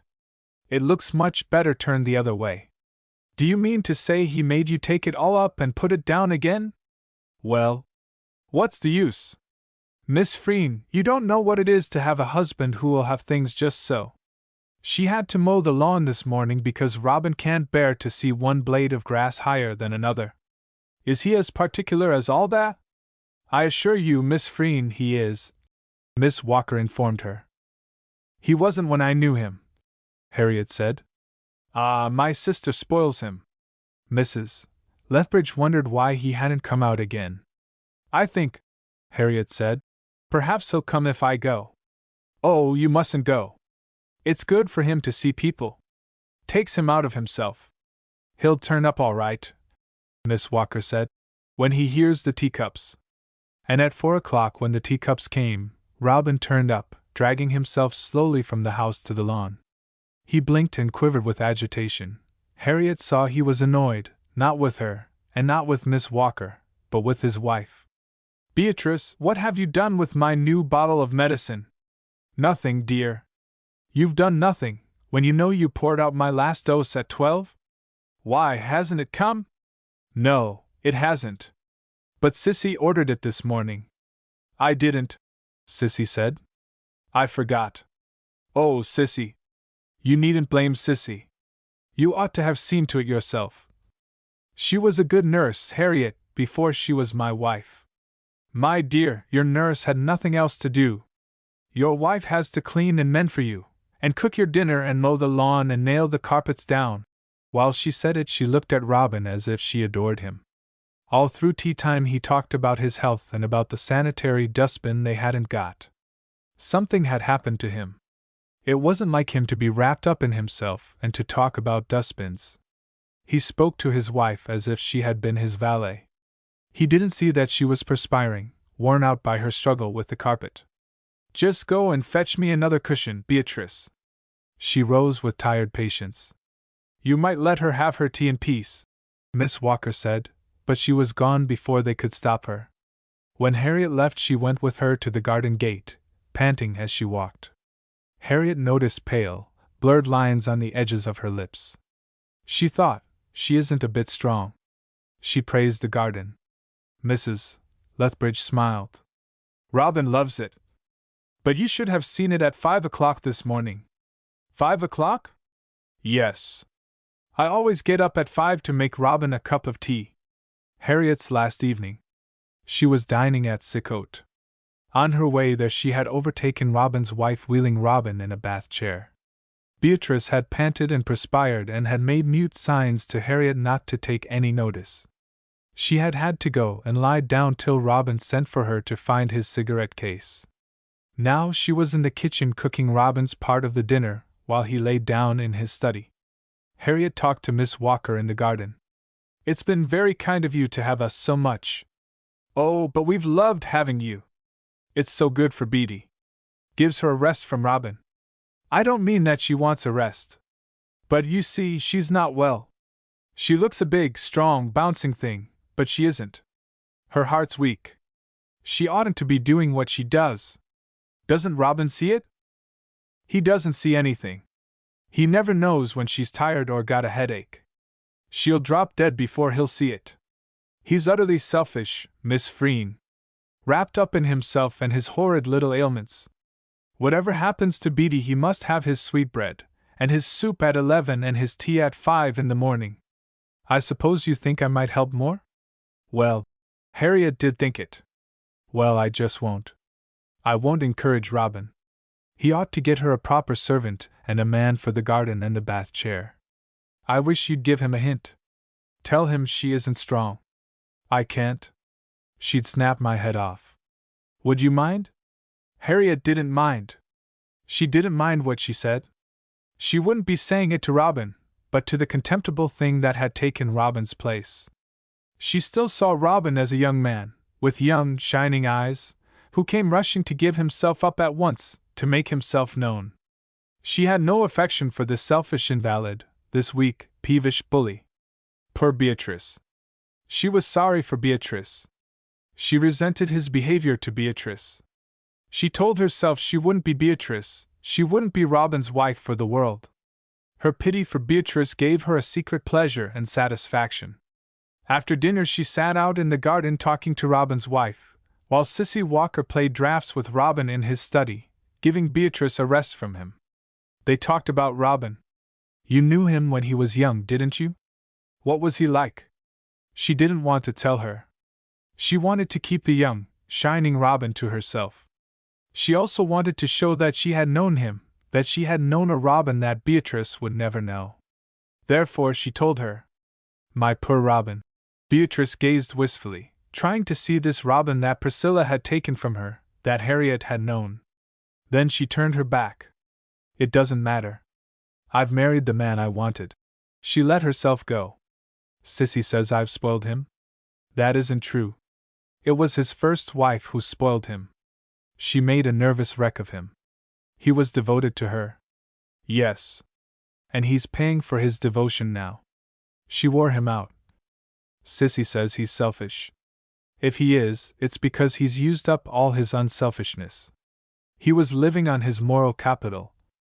I feel as if I couldn't do too much for him after what he did. Sissy doesn't know how awful his life was with Priscilla. She was the most exacting. She was my friend. Wasn't Robin your friend too? Yes. But poor Prissy, she was paralyzed. It wasn't paralysis. What was it then? Pure hysteria. Robin wasn't in love with her, and she knew it. She developed that illness so that she might have a hold on him, get his attention fastened on her somehow. I don't say she could help it. She couldn't. But that's what it was. Well, she died of it. No, she died of pneumonia after influenza. I'm not blaming Prissy. She was pitiable. But he ought never to have married her. I don't think you ought to say that. You know what he was, said Robin's wife. And look at him now.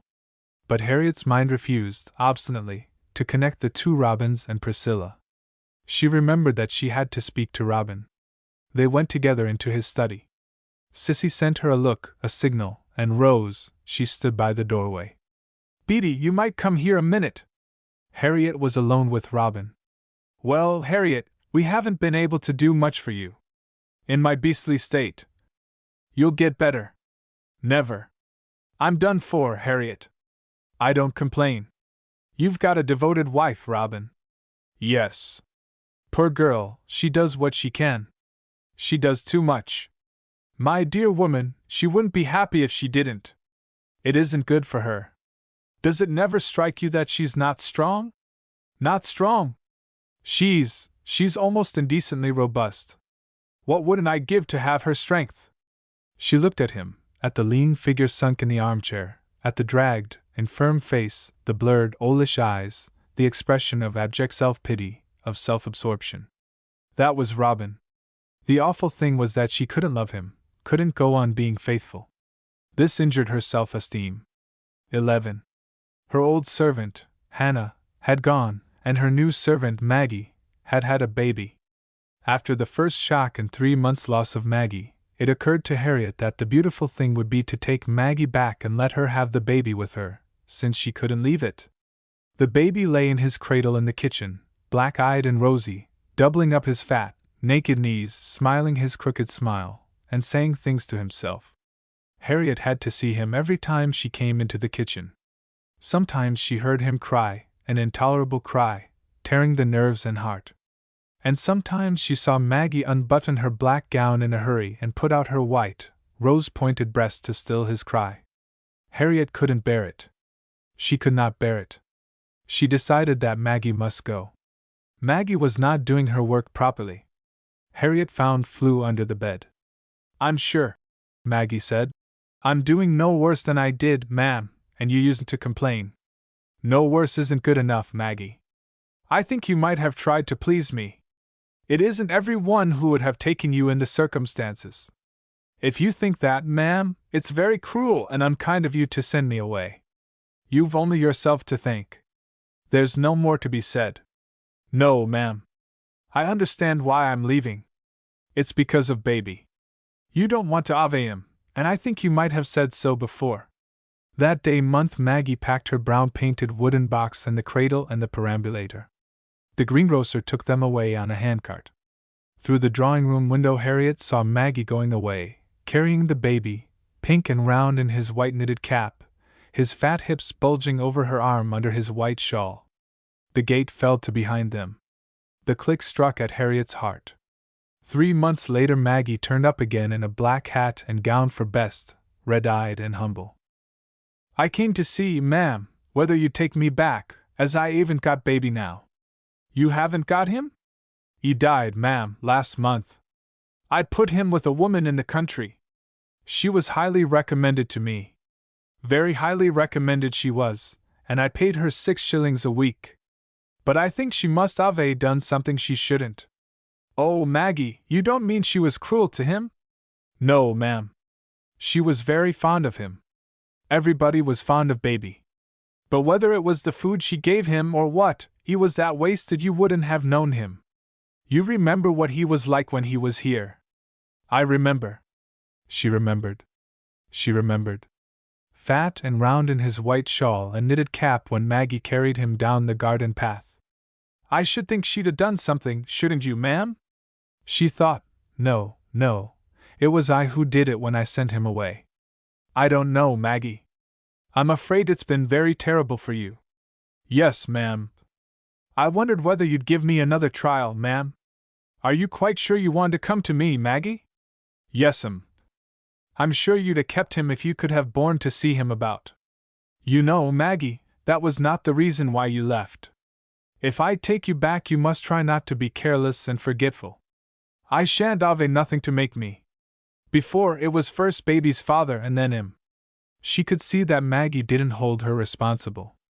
After all, why should she? If Maggie had made bad arrangements for her baby, Maggie was responsible. She went round to Lizzie and Sarah to see what they thought. Sarah thought, well, it was rather a difficult question, and Harriet resented her hesitation. Not at all. It rested with Maggie to go or stay.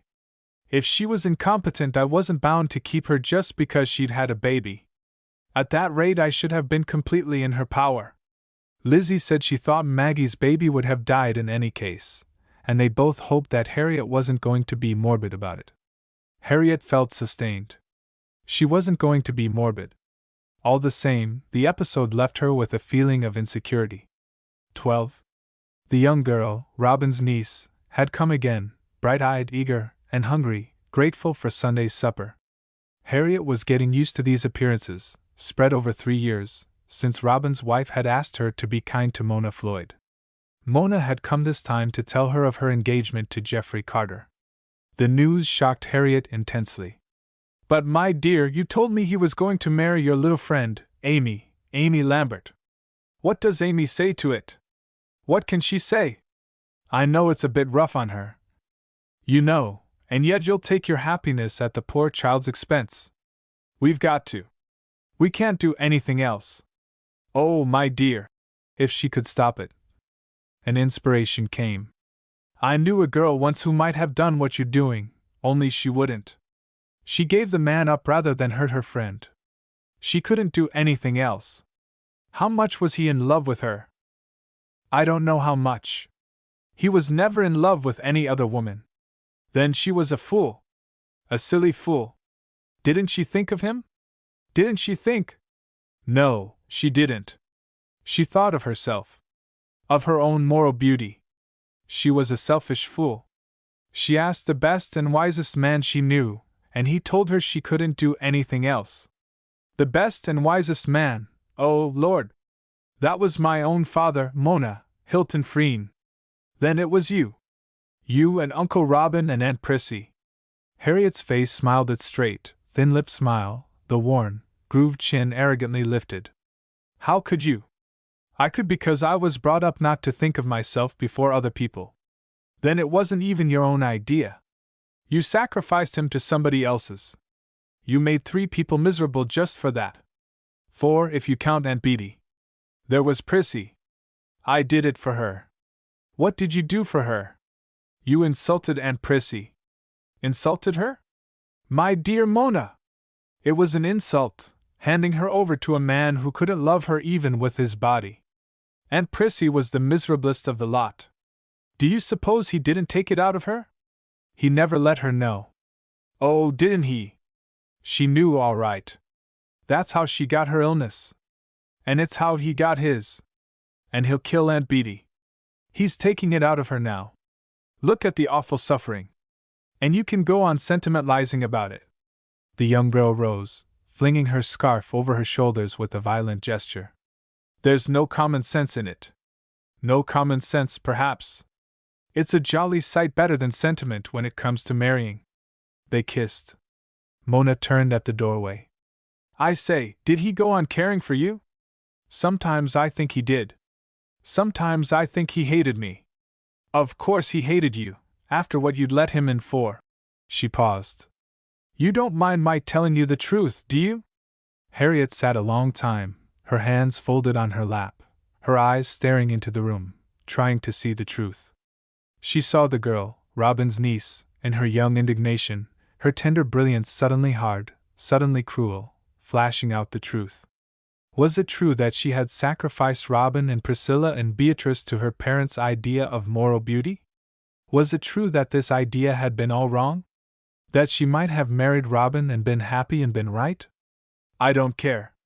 If it was to be done again tomorrow, I'd do it. But the beauty of that unique act no longer appeared to her as it once was, uplifting, consoling, incorruptible. The years passed. They went with an incredible rapidity, and Harriet was now 50. The feeling of insecurity had grown on her. It had something to do with Mona, with Maggie and Maggie's baby. She had no clear illumination, only a mournful acquiescence in her own futility, an almost physical sense of shrinkage, the crumbling away, bit by bit, of her beautiful and honorable self, dying with the objects of its three profound affections, her father, her mother, Robin. Gradually the image of the middle-aged Robin had effaced his youth. She read more and more novels from the circulating libraries, of a kind demanding less and less effort of attention. And always her inability to concentrate appeared to her as a just demand for clarity. The man has no business to write so that I can't understand him. She laid in a weekly stock of opinions from The Spectator, and by this means contrived a semblance of intellectual life. She was appeased more and more by the rhythm of the seasons, of the weeks, of day and night, by the first coming up of the pink and wine-brown velvet primulas, by the pungent, burnt smell of her morning coffee, the smell of a midday stew, of hot cakes baking for tea time, by the lighting of the lamp, the lighting of autumn fires, the round of her visits. She waited with a strained, expectant desire for the moment when it would be time to see Lizzie or Sarah or Connie Pennefather again. Seeing them was a habit she couldn't get over. But it no longer gave her keen pleasure. She told herself that her three friends were deteriorating in their middle age. Lizzie's sharp face darted malice. Her tongue was whipcord. She knew where to flick. The small gleam of her eyes, the snap of her nutcracker jaws irritated Harriet. Sarah was slow. She took no care of her face and figure. As Lizzie put it, Sarah's appearance was an outrage on her contemporaries. She makes us feel so old. And Connie, the very rucking of Connie's coat about her broad hips irritated Harriet. She had a way of staring over her fat cheeks at Harriet's old suits, mistaking them for new ones, and saying the same exasperating thing. You're lucky to be able to afford it. I can't. Harriet's irritation mounted up and up. And one day she quarreled with Connie. Connie had been telling one of her stories, leaning a little sideways, her skirt stretched tight between her fat, parted knees, the broad roll of her smile sliding greasily. She had grown out of it, in her young womanhood, and now in her middle age she had come back to it again. She was just like her father. Connie, how can you be so coarse? I beg pardon. I forgot you were always better than everybody else. I'm not better than everybody else. I've only been brought up better than some people. My father would have died rather than have told a story like that. I suppose that's a dig at my parents. I never said anything about your parents. I know the things you think about my father. Well, I dare say he thinks things about me. He thinks you were always an incurable old maid, my dear. Did he think my father was an old maid? I never heard him say one unkind word about your father. I should hope not, indeed. Unkind things were said? Not by him. Though he might have been forgiven. I don't know what you mean. But all my father's creditors were paid in full. You know that. I didn't know it. You know it now. Was your father one of them? No. It was as bad for him as if he had been, though. How do you make that out? Well, my dear, if he hadn't taken your father's advice, he might have been a rich man now instead of a poor one. He invested all his money, as he told him. In my father's things? In things he was interested in. And he lost it. It shows how he must have trusted him. He wasn't the only one who was ruined by his trust. Harriet blinked. Her mind swerved from the blow. I think you must be mistaken, she said. I'm less likely to be mistaken than you, my dear, though he was your father. Harriet sat up, straight and stiff. Well, your father's alive, and he's dead. I don't see what that has to do with it. Don't you? If it had happened the other way about, your father wouldn't have died. Connie stared stupidly at Harriet, not taking it in. Presently she got up and left her. She moved clumsily, her broad hips shaking. Harriet put on her hat, and went round to Lizzie and Sarah in turn. They would know whether it were true or not. They would know whether Mr. Hancock had been ruined by his own fault or Papa's. Sarah was sorry. She picked up a fold of her skirt and crumpled it in her fingers, and said over and over again, She oughtn't to have told you, but she didn't say it wasn't true. Neither did Lizzie, though her tongue was a whip for Connie. Because you can't stand her dirty stories, she goes and tells you this. It shows what Connie is. It showed her father as he was, too. Not wise. Not wise all the time. Courageous, always, loving danger, intolerant of security, wild under all his quietness and gentleness, taking madder and madder risks, playing his game with an awful, cool recklessness. Then letting other people in, ruining Mr. Hancock, the little man he used to laugh at. And it had killed him. He hadn't been sorry for Mama, because he knew she was glad the mad game was over, but he had thought and thought about him, the little dirty man, until he had died of thinking. 13. New people had come to the house next door. Harriet saw a pretty girl going in and out. She had not called, she was not going to call. Their cat came over the garden wall and bit off the blades of the irises. When he sat down on the mignonette, Harriet sent a note round by Maggie. Miss Frean presents her compliments to the lady next door, and would be glad if she would restrain her cat. 5 minutes later the pretty girl appeared with the cat in her arms. I've brought Mimi, she said. I want you to see what a darling he is. Mimi, a Persian, all orange on the top and snow white underneath, climbed her breast to hang flattened out against her shoulder, long, the great plume of his tail fanning her.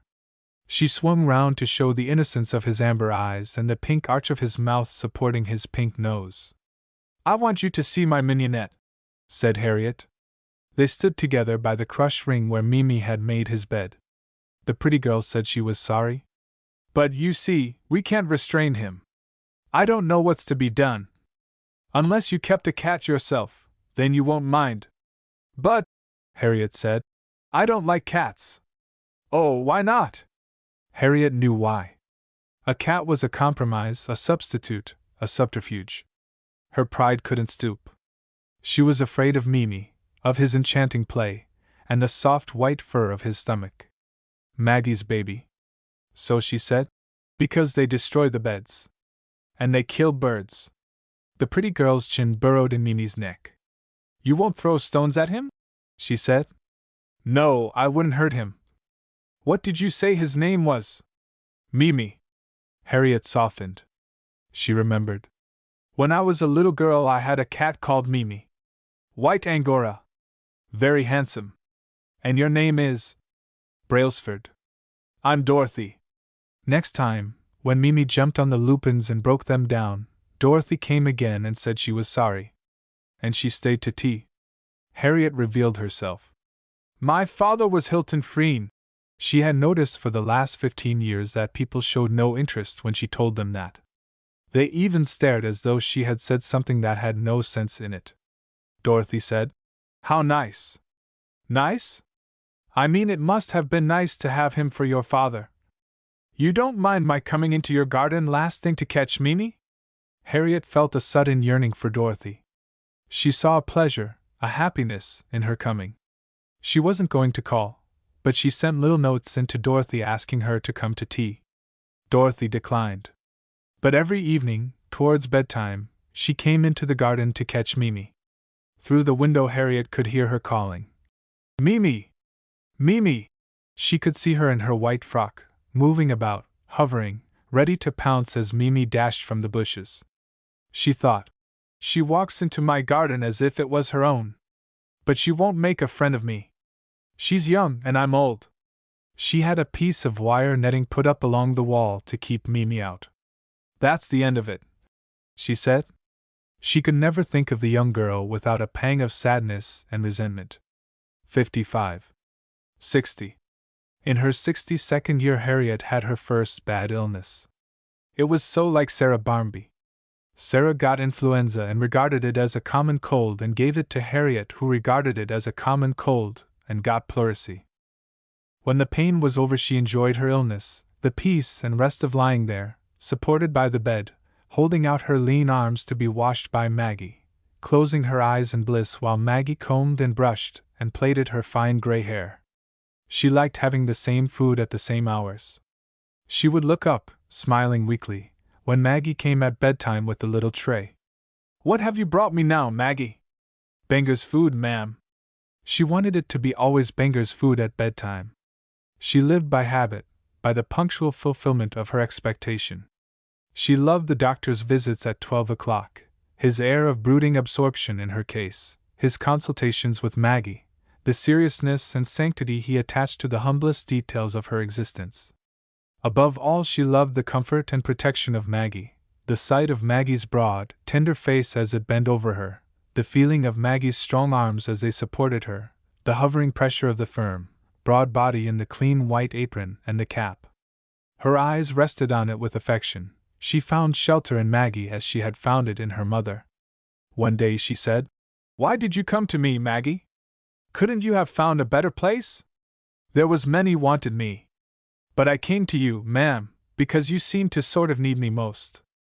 I dearly love looking after people. Old ladies and children.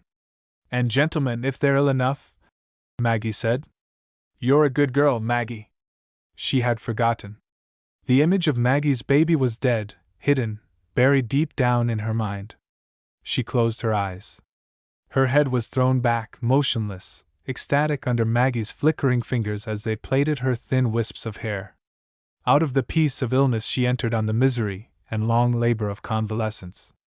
The first time Maggie left her to dress herself she wept. She didn't want to get well.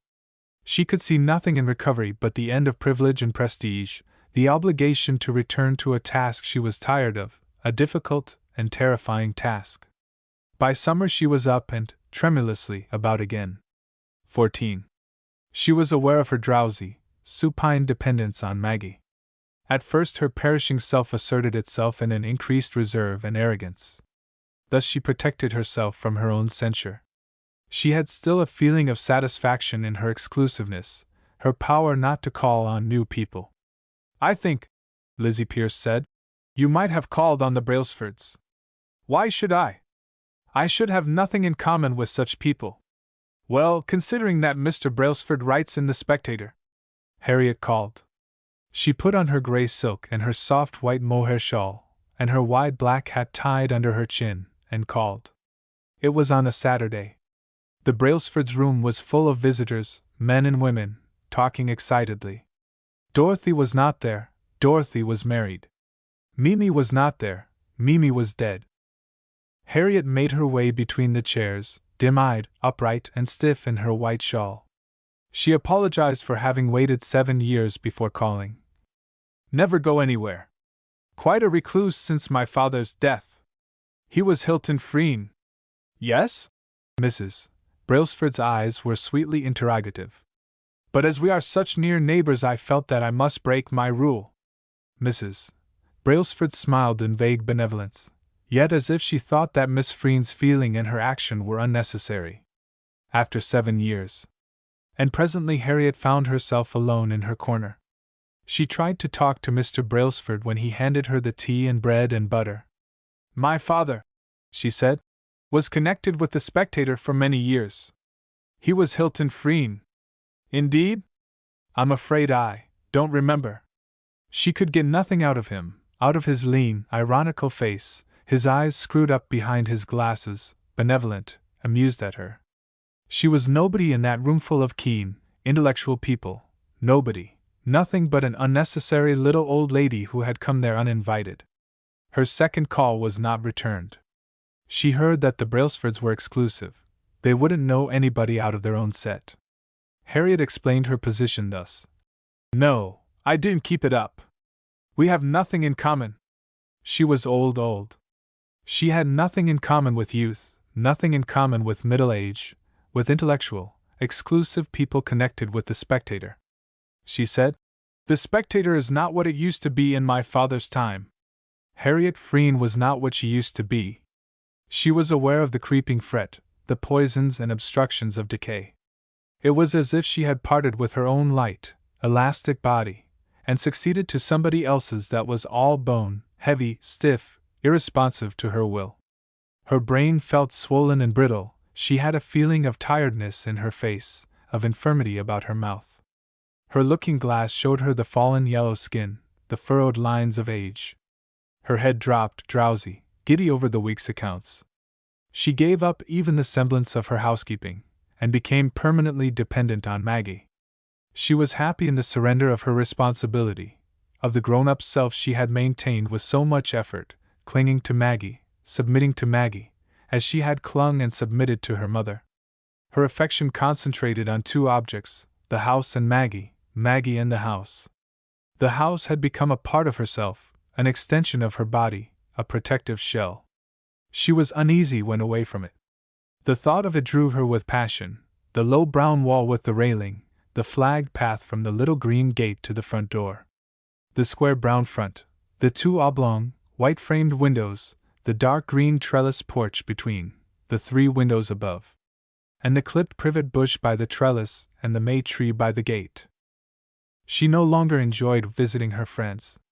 She set out in peevish resignation, leaving her house, and when she had sat half an hour with Lizzie or Sarah or Connie she would begin to fidget, miserable till she got back to it again, to the house and Maggie. She was glad enough when Lizzie came to her. She still liked Lizzie best. They would sit together, one on each side of the fireplace, talking. Harriet's voice came thinly through her thin lips, precise yet plaintive. Lizzie's finished with a snap of the bent-in jaws. "Do you remember those little round hats we used to wear? You had one exactly like mine. Connie couldn't wear them. We were wild young things," said Lizzie. "I was wilder than you. A little audacious thing. And look at us now, we couldn't say bo to a goose. Well, we may be thankful we haven't gone stout like Connie Pennefather. Or poor Sarah. That stoop." They drew themselves up. Their straight, slender shoulders rebuked Connie's obesity, and Sarah's bent back, her bodice stretched humpwise from the stuck-out ridges of her stays. Harriet was glad when Lizzie went and left her to Maggie in the house. She always hoped she wouldn't stay for tea, so that Maggie might not have an extra cup and plate to wash. The years passed, the 63rd, 64th, 65th, their monotony mitigated by long spells of torpor and the sheer rapidity of time. Her mind was carried on, empty, in empty, flying time. She had a feeling of dryness and distension in all her being, and a sort of crepitation in her brain, irritating her to yawning fits. After meals, sitting in her armchair, her book would drop from her hands and her mind would slip from drowsiness into stupor. There was something voluptuous about the beginning of this state. She would give herself up to it with an animal pleasure and content. Sometimes, for long periods, her mind would go backwards, returning, always returning, to the house in Black's Lane. She would see the row of elms and the white wall at the end with the green balcony hung out like a birdcage above the green door. She would see herself, a girl wearing a big chignon and a little round hat, or sitting in the curly chair with her feet on the white rug, and her father, slender and straight, smiling half amused, while her mother read aloud to them. Or she was a child in a black silk apron going up Black's Lane. Little audacious thing. She had a fondness and admiration for this child and her audacity. And always she saw her mother, with her sweet face between the long, hanging curls, coming down the garden path, in a wide silver-gray gown trimmed with narrow bands of black velvet. And she would wake up, surprised to find herself sitting in a strange room, dressed in a gown with strange sleeves that ended in old wrinkled hands, for the book that lay in her lap was Longfellow, open at Evangeline. One day she made Maggie pull off the old, washed-out cretonne covers, exposing the faded blue rep. She was back in the drawing-room of her youth. Only one thing was missing. She went upstairs and took the blue egg out of the spare room and set it in its place on the marble-top table. She sat gazing at it a long time in happy, childlike satisfaction. The blue egg gave reality to her return. When she saw Maggie coming in with the tea and buttered scones, she thought of her mother. 3 more years. Harriet was 68. She had a faint recollection of having given Maggie notice, long ago, there, in the dining room. Maggie had stood on the hearthrug, in her large white apron, crying. She was crying now. She said she must leave and go and take care of her mother. Mother's getting very feeble now. I'm getting very feeble, too, Maggie. It's cruel and unkind of you to leave me. I'm sorry, ma'am. I can't help it. She moved about the room, sniffing and sobbing as she dusted. Harriet couldn't bear it any more. If you can't control yourself, she said, go into the kitchen. Maggie went. Harriet sat before the fire in her chair, straight and stiff, making no sound. Now and then her eyelids shook, fluttered red rims, slow, scanty tears oozed and fell, their trail glistening in the long furrows of her cheeks. 15. The door of the specialist's house had shut behind them with a soft, respectful click. Lizzie Pierce and Harriet sat in the taxicab, holding each other's hands. Harriet spoke. He says I've got what Mama had. Lizzie blinked away her tears. Her hand loosened and tightened on Harriet's with a nervous clutch. Harriet felt nothing but a strange, solemn excitement and exaltation. She was raised to her mother's eminence in pain. With every stab she would live again in her mother. She had what her mother had. Only she would have an operation. This different thing was what she dreaded, the thing her mother hadn't had, and the going away into the hospital, to live exposed in the free ward among other people. That was what she minded most. That and leaving her house, and Maggie's leaving. She cried when she saw Maggie standing at the gate in her white apron as the taxicab took her away. She thought, when I come back again she won't be there. Yet somehow she felt that it wouldn't happen. It was impossible that she should come back and not find Maggie there. She lay in her white bed in the white curtained cubicle. Lizzie was paying for the cubicle. Kind Lizzie. Kind. Kind. She wasn't afraid of the operation. It would happen in the morning. Only one thing worried her. Something Connie had told her. Under the anesthetic you said things? Shocking, indecent things. But there wasn't anything she could say. She didn't know anything. Yes. She did. There were Connie's stories. And Black's Lane. Behind the dirty blue palings in Black's Lane. The nurses comforted her.